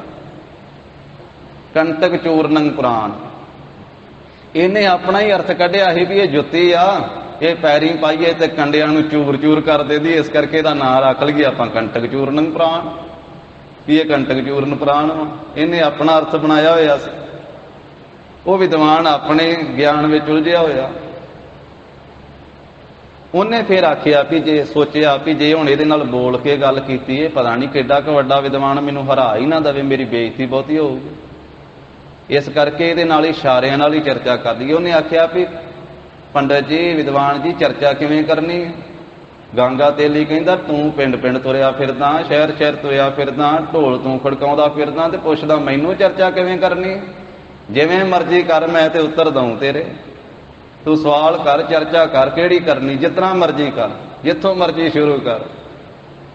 ਉਹ ਹੈਰਾਨ ਹੋਇਆ ਵੀ ਪਤਾ ਨਹੀਂ ਕਿੰਨਾ ਕੁ ਵੱਡਾ ਵਿਦਵਾਨ। ਉਹ ਕਹਿੰਦਾ ਫਿਰ ਇਸ਼ਾਰਿਆਂ ਨਾਲ ਚਰਚਾ ਕਰੀਏ, ਇਸ਼ਾਰਿਆਂ ਨਾਲ। ਇਹ ਭਾਈ ਗੁਰਦਾਸ ਸਾਹਿਬ ਨੇ ਆਪਣੀਆਂ ਵਾਰਾਂ ਵਿੱਚ ਜ਼ਿਕਰ ਕੀਤਾ ਇਹਦਾ, ਗੋਸ਼ਟ ਗਾਂਗੇ ਤੇਲੀਏ ਪੰਡਤ ਸੰਗ ਹੋਵੇ ਜਗ ਦੇਖੈ। ਉਹ ਇਸ਼ਾਰਿਆਂ ਨਾਲ ਚਰਚਾ ਸ਼ੁਰੂ ਹੋਈ ਤੇ ਉਹ ਵਿਦਵਾਨ ਨੇ ਫਿਰ ਇਸ਼ਾਰਾ ਕੀਤਾ, ਇੱਕ ਉਂਗਲ ਖੜੀ ਕੀਤੀ। ਉਹਨੇ ਆਪਣੇ ਮਨ 'ਚ ਸੋਚਿਆ ਵੀ ਪ੍ਰਮਾਤਮਾ ਇੱਕ ਆ, ਇੱਕ ਉਂਗਲ ਖੜੀ ਕੀਤੀ। ਗਾਂਗੇ ਤੇਲੀ ਦੀ ਇੱਕ ਅੱਖ ਕਾਣੀ ਸੀ, ਇੱਕੋ ਹੀ ਅੱਖ ਸੀ। ਇਹਨੇ ਆਪਣੇ ਦਿਮਾਗ 'ਚ ਸੋਚਿਆ ਵੀ ਇਹ ਪੰਡਤ ਇੱਕ ਉਂਗਲ ਖੜੀ ਕਰਦਾ ਵੀ ਇਹ ਆਂਦਾ ਵੀ ਤੇਰੀ ਜਿਹੜੀ ਇੱਕ ਅੱਖ ਆ ਉਹ ਵੀ ਮੈਂ ਕੱਢ ਦੂੰਗਾ। ਤੇ ਇਹਨੇ ਸੋਚ ਕੇ ਉੱਤਰ ਦੇਣਾ ਹੀ, ਇਹਨੇ ਆਖਿਆ ਵੀ ਜੇ ਤੂੰ ਬੋਲਣਾ ਤੇ ਹੈ ਨਹੀਂ ਕਿਸੇ ਨੇ, ਸਿਰਫ ਇਸ਼ਾਰੇ ਦਾ ਇਸ਼ਾਰਾ ਹੀ ਉੱਤਰ ਦੇਣਾ। ਇਹਨੇ ਸੋਚਿਆ ਵੀ ਜੇ ਤੂੰ ਮੇਰੀ ਇੱਕ ਅੱਖ ਕੱਢੇਗਾ ਤੇ ਮੇਰੇ ਤੋਂ ਤੇਰੀਆਂ ਦੋਵੇਂ ਨਾ ਕੱਢੀਆਂ ਜਾਣਗੀਆਂ। ਇਹਨੇ ਦੋ ਉਂਗਲਾਂ ਖੜੀਆਂ ਕਰਤੀਆਂ ਅਗਲੇ ਪਾਸੇ। ਉਹ ਆਪਣੇ ਗਿਆਨ ਵਿੱਚ ਵੀ ਜੇ ਪ੍ਰਮਾਤਮਾ ਇੱਕ ਵਾ ਤੇ ਵਿਦਵਾਨ ਕਹਿੰਦਾ ਉਹਦੇ ਰੂਪ ਦੋ, ਇੱਕ ਨਿਰਗੁਣ ਆ ਤੇ ਇੱਕ ਸਰਗੁਣ ਆ। ਫਿਰ ਉਹਨੇ 5 ਉਂਗਲਾਂ, ਪੰਜਾ ਖੜਾ ਕੀਤਾ, ਅੰਗੂਠਾ ਤੇ 4 ਉਂਗਲਾਂ, ਪੰਜਾ ਖੜਾ ਕੀਤਾ। ਉਹਨੇ ਆਖਿਆ ਵੀ ਇਹ ਜਿੰਨੀ ਸ੍ਰਿਸ਼ਟੀ ਆ ਵੀ ਪਰਮੇਸ਼ਰ ਨੇ 5 ਤੱਤਾਂ ਦੇ ਨਾਲ ਪੈਦਾ ਕੀਤੀ ਆ ਤੇ ਇਹਦੇ 'ਚ 5 ਵਿਕਾਰ ਵੀ ਪੈਦਾ ਕੀਤੇ। ਤੇ ਗਾਂਗੇ ਤੇਲੀ ਨੇ ਸੋਚਿਆ ਵੀ ਇਹ ਪੰਜਾ ਜਿਹਾ ਵੱਟੀ ਜਾਂਦਾ ਵੀ ਤੇਰੇ ਮੂੰਹ ਤੇ ਚਪੇੜ ਮਾਰੂੰਗਾ। ਤੇ ਉਹਨੇ ਅੱਗੋਂ ਮੁੱਕੀ ਜੀ ਵੱਟ ਕੇ ਵਿਖਾ ਦੇ ਵੀ ਜੇ ਤੂੰ ਮੇਰੇ ਚਪੇੜ ਮਾਰੇਗਾ ਮੇਰੇ ਤੋਂ ਮੁੱਕੀ ਨਾ ਵੱਜੋ, ਦੰਦ ਕੱਢ ਕੇ ਰੱਖ ਦੂੰ ਤੇਰੇ, ਜੜਾ ਲਾ ਦੂੰ ਤੇਰੀਆਂ ਘਸੁੰਨ ਮਾਰ ਕੇ। ਹੁਣ ਬੋਲਣਾ ਤਾਂ ਨਹੀਂ, ਮਨ 'ਚ ਸੋਚ ਕੇ ਹੀ ਇਸ ਤਰ੍ਹਾਂ ਆਖੀ ਜਾਂਦਾ। ਇੱਥੋਂ ਅੱਗੇ ਜਿਹੜੇ ਹੁਣ ਮੁੱਠ ਮੀਟੀ, ਹੁਣ ਅੱਗੇ ਇਸ਼ਾਰਾ ਕੋਈ ਨਹੀਂ। ਤੇ ਰਾਜੇ ਭੋਜ ਦੇ ਜਿਹੜੇ 1400 ਵਿਦਵਾਨ ਸੀ ਉਹਨਾਂ ਨੇ ਤੇ ਗਾਂਗੇ ਤੇਲੀ ਨੂੰ ਮੋਢਿਆਂ ਤੇ ਚੁੱਕ ਲਿਆ। ਉਹਨੇ ਕਿਹਾ ਸਾਡਾ ਵਿਦਵਾਨ ਜਿੱਤ ਗਿਆ, ਸਾਡਾ ਪੰਡਤ ਜਿੱਤ ਗਿਆ, ਸਾਡਾ ਵਿਦਵਾਨ ਜਿੱਤ ਗਿਆ। ਉਹਨੇ ਕਿਹਾ ਖਲੋ ਜਾਓ, ਹਾਲੇ ਪੂਰੀ ਗੱਲ ਨਹੀਂ ਹੋਈ, ਹਾਲੇ ਥੱਲੇ ਤਾਰੋ ਮੈਨੂੰ। ਕਹਿੰਦਾ ਪੰਡਤਾ ਤੂੰ ਜਿੱਥੇ ਜਾਣਾ, ਜਿਹਨੂੰ ਹਰਾਉਣਾ ਹੈ ਉਹਦੇ ਗ੍ਰੰਥ ਖੋਨਾ, ਹੁਣ ਸਾਰੇ ਗ੍ਰੰਥ ਦੇ ਮੈਨੂੰ। ਆਪ ਅਨਪੜ੍ਹ ਸੀ, ਕਹਿੰਦਾ ਸਾਰੇ ਗ੍ਰੰਥ ਦੇ ਜਿੰਨੇ ਤੇਰੇ ਕੋਲੇ ਆਏ। ਉਹ ਰਾਜੇ ਭੋਜ ਦੇ ਵਿਦਵਾਨਾਂ ਨੂੰ ਸਾਰੇ ਗ੍ਰੰਥ ਦਿਵਾਏ। ਫਿਰ ਉਹਨੂੰ ਕਹਿੰਦਾ ਹੁਣ ਤੂੰ ਵਸਤਰ ਵੀ ਲਾਉਣਾ ਸੀ, ਜਿਹਨੂੰ ਹਰਾਉਣਾ ਸੀ, ਕੱਲਾ ਤੇੜ ਵਾਲਾ ਤੇਰਾ ਵਸਤਰ ਰਹਿਣ ਦੇ ਨੇ, ਬਾਕੀ ਸਾਰੇ ਵਸਤਰ ਲਾ ਆਪੇ। ਉਹਦੇ ਵਸਤਰ ਵੀ ਲਵਾਏ। ਉਸ ਵੇਲੇ ਫਿਰ ਉਹ ਰੋਇਆ। ਉਦੋਂ ਮਗਰੋਂ ਜਦੋਂ ਪਿੰਡ ਵਾਲਿਆਂ ਨੇ ਪਹਿਲੋਂ ਉਹਨੂੰ ਪੁੱਛਿਆ ਵੀ ਪੰਡਤ ਜੀ ਕਿਹੜੀ ਚਰਚਾ ਕੀਤੀ, ਉਹਨੇ ਦੱਸਿਆ ਵੀ ਆ ਮੈਂ ਇੱਕ ਉਂਗਲ ਖੜੀ ਕੀਤੀ, ਪ੍ਰਮਾਤਮਾ ਇੱਕ ਆ, ਨਾਲ ਦੂਜੀ ਵੀ ਉਹਨੇ ਆਖਿਆ ਵੀ ਨਾਲ ਸਰਗੁਣ ਉਹਦਾ ਰੂਪ ਆ, ਨਿਰਗੁਣ ਤੇ ਸਰਗੁਣ। ਫਿਰ ਮੈਂ ਆ ਕੀਤਾ ਵੀ ਆ 5 ਵਿਕਾਰ ਵੀ ਆ, ਤੇ ਉਹਨੇ ਮੁੱਠ ਮੀਟ ਕੇ ਦੱਸਿਆ 5 ਵਿਕਾਰ ਮੈਂ ਕਾਬੂ ਕੀਤੇ ਆ। ਇਹ ਉਹ ਪਰਮੇਸ਼ਰ ਦੀ ਪ੍ਰਾਪਤੀ ਤਾਂ ਹੁੰਦੀ ਜੇ 5 ਵਿਕਾਰਾਂ ਨੂੰ ਕਾਬੂ ਕਰੀਏ। ਉਹਨੇ ਕਿਹਾ ਚਲੋ ਹੁਣ ਗਾਂਗੇ ਨੂੰ ਪੁੱਛ ਆਈਏ ਪਿੰਡ ਦੇ ਲੋਕਾਂ ਨੂੰ। ਗਾਂਗੇ ਦੇ ਘਰੇ ਚਲੇ। ਕਹਿੰਦੇ ਗਾਂਗਿਆ ਤੂੰ ਤੇ ਅੱਜ ਬੱਲੇ ਬੱਲੇ ਕਰ ਦਿੱਤੀ, ਵੀ ਐਡੇ ਵੱਡੇ ਵਿਦਵਾਨ ਨੂੰ ਹਰਾ ਦਿੱਤਾ, ਕੀ ਚਰਚਾ ਕੀਤੀ ਆ? ਸਾਨੂੰ ਵੀ ਦੱਸ, ਸਾਨੂੰ ਤੇ ਪਤਾ ਕੋਈ ਨਹੀਂ ਲੱਗਾ, ਤੁਸੀਂ ਆਪਸ ਵਿੱਚ ਹੀ ਇਸ਼ਾਰੇ ਜੇ ਕਰੀ ਜਾਂਦੇ ਸੀ ਦੋਵੇਂ ਜਾਣੇ, ਸਾਨੂੰ ਤੇ ਸਮਝ ਕੋਈ ਨਹੀਂ ਆਉਂਦੀ। ਉਹਨੇ ਕਿਹਾ ਚਰਚਾ ਚੁਰਚਾ ਕੀ ਕਰਨੀ ਸੀ? ਉਹ ਇੱਕ ਉਂਗਲ ਜੀ ਖੜੀ ਕਰੀ ਜਾਂਦਾ, ਇਹ ਕਹਿੰਦਾ ਸੀ ਤੇਰੀ ਅੱਖ ਕੱਢ ਦੂੰ, ਮੈਂ 2 ਉਂਗਲਾਂ ਖੜੀਆਂ ਕਰਤੀਆਂ, ਤੇਰੀਆਂ ਦੋਵੇਂ ਕੱਢ ਦੂੰ। ਫਿਰ ਚਪੇੜ ਜੀ ਵੱਟਦਾ ਸੀ ਤੇ ਮੈਂ ਅੱਗੋਂ ਘਸੁੰਨ ਜਿਹਾ ਵੱਟ ਦਿੱਤਾ ਵੀ ਜੇ ਤੂੰ ਚਪੇੜ ਮਾਰੇਗਾ ਮੇਰੇ ਤੋਂ ਮੁੱਕੀ ਨਾ ਵੱਜੋਗੀ, ਘਸੁੰਨ ਨਾ ਵੱਜੋ। ਆਹ ਚਰਚਾ ਕੀਤੀ। ਚਰਚਾ ਉੱਥੇ ਕਿਹੜੀ ਕੀਤੀ? ਉਹ ਪਿੰਡ ਵਾਲਿਆਂ ਨੇ ਫਿਰ ਉਹਨੂੰ ਜਾ ਕੇ ਦੱਸਿਆ ਵੀ ਤੂੰ ਆਪਣੇ ਗਿਆਨ 'ਚ ਫਸਿਆ ਫਿਰਦਾ ਵਾ, ਉਹ ਤੇ ਸਾਡੇ ਪਿੰਡ ਦਾ ਤੇਲੀ ਆ ਤੇ ਅਨਪੜ੍ਹ ਵਾ, ਉਹਨੇ ਤਾਂ ਪੜ੍ਹਿਆ ਹੀ ਕੱਖ ਨਹੀਂ। ਫਿਰ ਰੋਇਆ ਵੀ ਜੇ ਮੈਂ ਬੋਲ ਕੇ ਚਰਚਾ ਕਰ ਲੈਂਦਾ ਤੇ ਮੈਂ ਜਿੱਤ ਜਾਣਾ ਸੀ, ਪਰ ਜਿਹਨੂੰ ਪਰਮੇਸ਼ਰ ਨੇ ਮਾਣ ਵਡਿਆਈ ਦੇਣੀ ਹੋਵੇ। ਤਾਂ ਇਸ ਕਰਕੇ ਮਹਾਰਾਜ ਸਾਹਿਬ ਜੀ ਇੱਥੇ ਕਹਿੰਦੇ ਵੀ ਉਹ ਵਿਦਵਾਨ ਜਿਹੜੇ ਆ, ਪੰਡਤ ਵਾ, ਜਿਹੜੇ ਇਸ ਤਰ੍ਹਾਂ ਦੀ ਚਰਚਾ ਕਰਦੇ ਨਾ ਦੂਸਰਿਆਂ ਨੂੰ ਨੀਵਾਂ ਵਿਖਾਉਣ ਵਾਸਤੇ, ਕਈ ਵਾਰੀ ਉਲਟੀ ਪੈ ਜਾਂਦੀ, ਉਹਨਾਂ ਨੂੰ ਆਪ ਨੂੰ ਵੀ ਨੀਵਾਂ ਹੋਣਾ ਪੈਂਦਾ। ਕਿਉਂਕਿ ਜਿਹੋ ਜਿਹਾ ਕੋਈ ਕਰਮ ਕਰੇ, ਜਿਹੋ ਜਿਹਾ ਬੀਜ ਬੀਜੇ, ਉਹੋ ਜਿਹਾ ਫਲ ਉਹਨੂੰ ਮਿਲਦਾ। ਪੰਡਤ ਰੋਵੇ ਗਿਆਨ ਗਵਾਏ, ਜਦੋਂ ਗਿਆਨ ਉਹਨਾਂ ਦਾ ਗਵਾਚ ਜਾਂਦਾ ਤੇ ਫਿਰ ਪੰਡਤ ਵੀ ਰੋਂਦੇ, ਕਿਉਂਕਿ ਗਿਆਨ ਜਿਹੜਾ ਇਹ ਚਰਚਾ ਕਰਨ ਵਾਸਤੇ ਨਹੀਂ, ਇਹ ਦੂਜੇ ਨੂੰ ਨੀਵਾਂ ਵਿਖਾਉਣ ਵਾਸਤੇ ਨਹੀਂ। ਗਿਆਨ ਤੇ ਹੈ ਪ੍ਰਮਾਤਮਾ ਦੀ ਸੋਝੀ ਹਾਸਲ ਕਰਨ ਵਾਸਤੇ, ਗਿਆਨ ਤਾਂ ਹੈ ਵਾਹਿਗੁਰੂ ਨਾਲ ਜੁੜਨ ਵਾਸਤੇ, ਗਿਆਨ ਤਾਂ ਹੈ ਸਿਮਰਨ ਭਗਤੀ ਕਰਕੇ ਤੇ ਆਪਣੇ ਮਨੁੱਖਾ ਜਨਮ ਨੂੰ ਸਫਲਾ ਕਰਨ ਵਾਸਤੇ, ਮਨ ਸਮਝਾਉਣ ਵਾਸਤੇ ਆ ਗਿਆਨ, ਦੂਜੇ ਨੂੰ ਨੀਵਾਂ ਵਿਖਾਉਣ ਵਾਸਤੇ ਨਹੀਂ ਹੈ।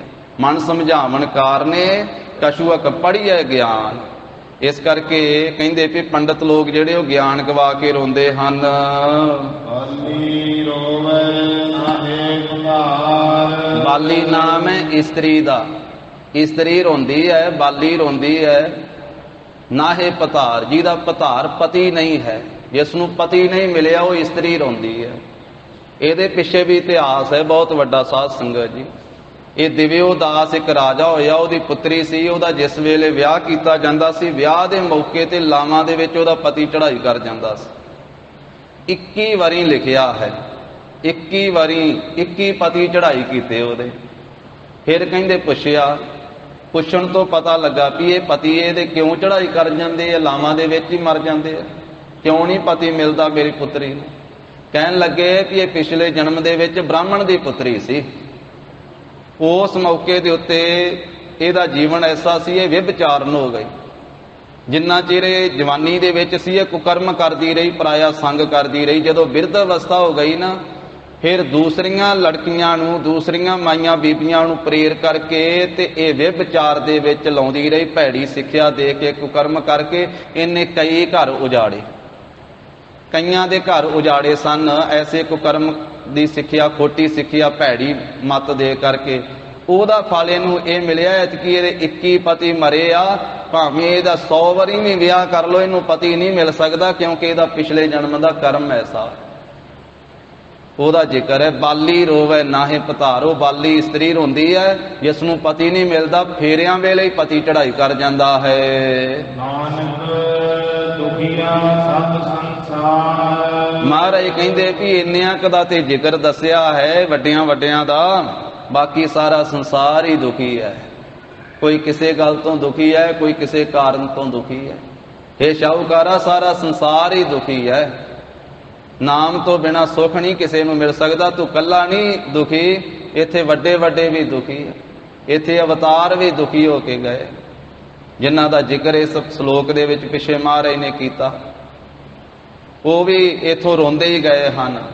ਪਾਂਡਵ ਵੀ ਇੱਥੋਂ ਰੋਂਦੇ ਗਏ ਹਨ। ਰਾਜੇ ਜਨਮੇਜੇ ਵਰਗੇ, ਹੋਰ ਵੱਡੇ ਵੱਡੇ ਜਿਹੜੇ ਹਨ, ਰਾਵਣ ਵਰਗੇ। ਤਾਂ ਮਹਾਰਾਜ ਸਾਹਿਬ ਕਹਿੰਦੇ ਸਾਰਾ ਸੰਸਾਰ ਹੀ ਦੁਖੀ ਹੈ। ਮੰਨੇ ਨਾਉ ਸੋਈ ਗਿਣ ਜਾਏ। ਜੀਵਨ ਦੀ ਬਾਜੀ ਉਹ ਜਿੱਤ ਕੇ ਜਾਂਦਾ ਜਿਹੜਾ ਨਾਮ ਨੂੰ ਮੰਨਦਾ ਹੈ। ਔਰੀ ਕਰਮ ਨਾ ਵੇਖੈ ਲਾਏ। ਜੇ ਨਾਮ ਨਾ ਮੰਨੇ, ਨਾਮ ਨਾ ਜਪੇ, ਹੋਰ ਹੋਰ ਕਰਮ ਕਰਦਾ ਰਵੇ ਤੇ ਹੋਰ ਜਿਹੜੇ ਕਰਮ ਉਹ ਲੇਖੇ ਨਹੀਂ ਲੱਗਦੇ, ਥਾਈ ਨਹੀਂ ਪੈਂਦੇ ਹਨ।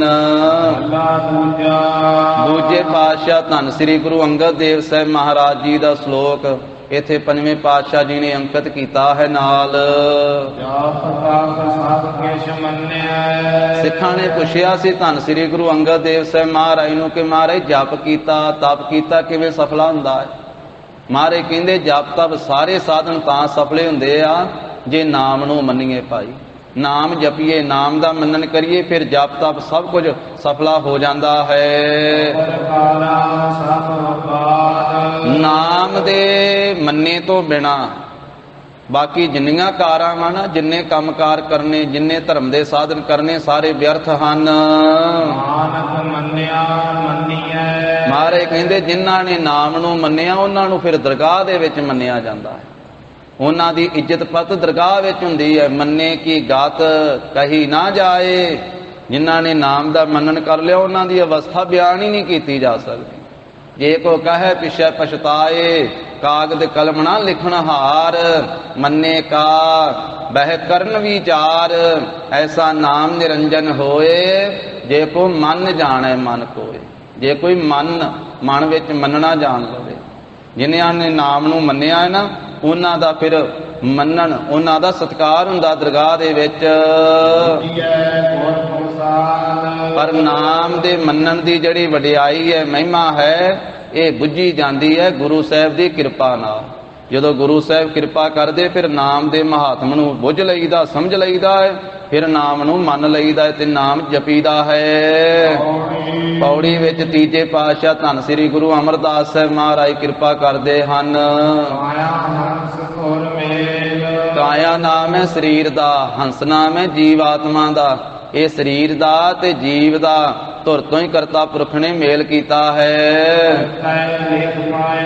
ਇਹ ਸਾਰੀ ਸ੍ਰਿਸ਼ਟੀ ਨੂੰ ਪੈਦਾ ਕਰਨ ਵਾਲੇ ਕਰਤੇ ਨਹੀਂ, ਲਿਖ ਕਰਕੇ ਲੇਖ ਪਾ ਦਿੱਤਾ ਤੇ ਸਰੀਰ ਦਾ ਤੇ ਜੀਵ ਆਤਮਾ ਦਾ ਮੇਲ ਕਰ ਦਿੱਤਾ ਹੈ।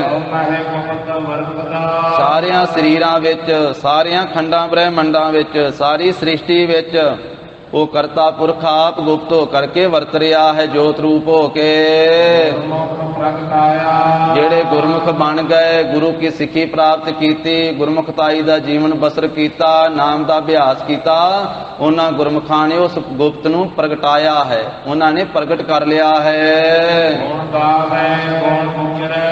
ਕਿਵੇਂ ਪ੍ਰਭੂ ਨੂੰ ਪ੍ਰਗਟ ਕੀਤਾ, ਪ੍ਰਭੂ ਜੋਤੀ ਨੂੰ ਕਿਵੇਂ ਉਹਨਾਂ ਗੁਰਮੁਖਾਂ ਨੇ ਪ੍ਰਗਟ ਕੀਤਾ। ਧੰਨ ਗੁਰੂ ਅਮਰਦਾਸ ਸਾਹਿਬ ਮਹਾਰਾਜ ਕਹਿੰਦੇ ਉਹ ਪ੍ਰਭੂ ਦੇ ਗੁਣ ਗਾਉਂਦੇ ਹਨ ਤੇ ਗੁਣਾਂ ਦਾ ਉਚਾਰਨ ਕਰਦੇ ਹਨ, ਕੀਰਤਨ ਵਿੱਚ ਪਾ ਕਰਕੇ ਗੁਣ ਗਾਉਂਦੇ ਹਨ, ਜਸ ਕਰਦੇ ਆ, ਉਂਝ ਸੁਭਾਵਿਕ ਵੀ ਗੁਣਾਂ ਦਾ ਉਚਾਰਨ ਕਰਦੇ ਹਨ ਤੇ ਗੁਣਾਂ ਦੇ ਵਿੱਚ ਹੀ ਉਹ ਸਮਾ ਜਾਂਦੇ ਹਨ। ਇਹ ਭਾਈ ਗੁਰੂ ਕੀ ਬਾਣੀ ਸੱਚੀ ਹੈ, ਨਿਸ਼ਚਾ ਕਰੋ, ਤਿੰਨ ਕਾਲ ਸੱਚੀ ਹੈ। ਉਹਨਾਂ ਗੁਰਮੁਖਾਂ ਦੀ ਬੋਲ ਬਾਣੀ ਵੀ ਸੱਚੀ ਹੋ ਜਾਂਦੀ ਹੈ। ਉਹਨਾਂ ਸੱਚੇ ਦੇ ਨਾਲ ਆਪਣੇ ਨੂੰ ਮੇਲਿਆ ਹੈ ਤੇ ਸੱਚੇ ਨਾਲ ਮੇਲ ਕਰਕੇ ਵਾਹਿਗੁਰੂ ਨਾਲ ਮਿਲਾਉਣਾ ਕੀਤਾ ਹੈ ਆਪਣੇ ਆਪੇ ਨੂੰ। ਪ੍ਰਭੂ ਨੇ ਆਪ ਹੀ ਉਹਨਾਂ ਨੂੰ ਸੱਚੇ ਨਾਮ ਨਾਲ ਮੇਲ ਕਰਕੇ, ਸਤ ਸੰਗਤ ਨਾਲ ਮੇਲ ਕਰਕੇ, ਗੁਰੂ ਸਾਹਿਬ ਨਾਲ ਮੇਲ ਕਰਕੇ ਤੇ ਉਹਨਾਂ ਨੂੰ ਪ੍ਰਭੂ ਨਾਲ ਮੇਲ ਦਿੱਤਾ ਹੈ। ਸਭ ਕੁਛ ਆਪੇ ਆਪ ਹੈ। ਉਹਨਾਂ ਗੁਰਮੁਖਾਂ ਦਾ ਐਸਾ ਨਿਸ਼ਚਾ ਬਣਿਆ ਹੈ ਕਿ ਸਭ ਕੁਛ ਉਹ ਪਰਮੇਸ਼ਰ ਆਪ ਹੀ ਆਪ ਹੈ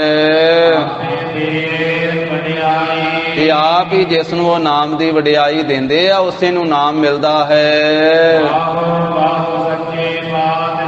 ਫਿਰ ਉਹ ਗੁਰਮੁਖ ਕਹਿੰਦੇ ਧੰਨ ਹੈ, ਧੰਨ ਹੈ, ਵਿਸਮਾਦ ਹੈ, ਅਸਚਰਜ ਹੈ ਤੂੰ ਸੱਚੇ ਪਾਤਸ਼ਾਹ, ਤੂੰ ਸੱਚੀ ਮਹਿਮਾ ਵਾਲਾ ਹੈ, ਤੂੰ ਆਪ ਵੀ ਸੱਚਾ ਹੈ, ਤੇਰੀ ਸੋਭਾ ਵੀ ਸੱਚੀ ਹੈ। ਇਹ 14ਵੀਂ ਪੌੜੀ ਸ਼ਲੋਕਾਂ ਦੇ ਸਹਿਤ ਮਹਾਰਾਜ ਜੀ ਨੇ ਪਵਿੱਤਰ ਉਪਦੇਸ਼ ਬਖਸ਼ਿਆ। ਗਰੀਬ ਨਵਾਜ ਸਤਿਗੁਰੂ ਜੀ ਕੀ ਅਗਾਧ ਬੋਧ ਬਾਣੀ ਕੀ ਵਿਚਾਰ ਸਾਂਝੀ ਕਰਦੇ ਹਾਂ। ਹੋਈਆਂ ਭੁੱਲਾਂ ਚੁੱਕਾਂ ਦੀ ਸਤਿਗੁਰੂ ਜੀ ਗੁਰ ਸੰਗਤ ਜੀ ਖਿਮਾ ਦੇਣੀ। ਦੇਹੋ ਸੱਜਣੇ ਅਸੀਸ ਅੜੀਆਂ, ਜਿਉ ਹੋਵੇ ਸਾਹਿਬ ਸਿਉ ਮੇਲ। ਸਭ ਕਿਛ ਆਪੇ ਆਪ ਹੈ, ਆਪੇ ਦੇ ਵਡਿਆਈ। ਵਾਹੋ ਵਾਹੋ ਸੱਚੇ ਪਾਤਸ਼ਾਹ, ਤੂੰ ਸੱਚੇ ਨਾਈ। ਵਾਹਿਗੁਰੂ ਜੀ ਕਾ ਖਾਲਸਾ, ਵਾਹਿਗੁਰੂ ਜੀ ਕੀ ਫਤਿਹ।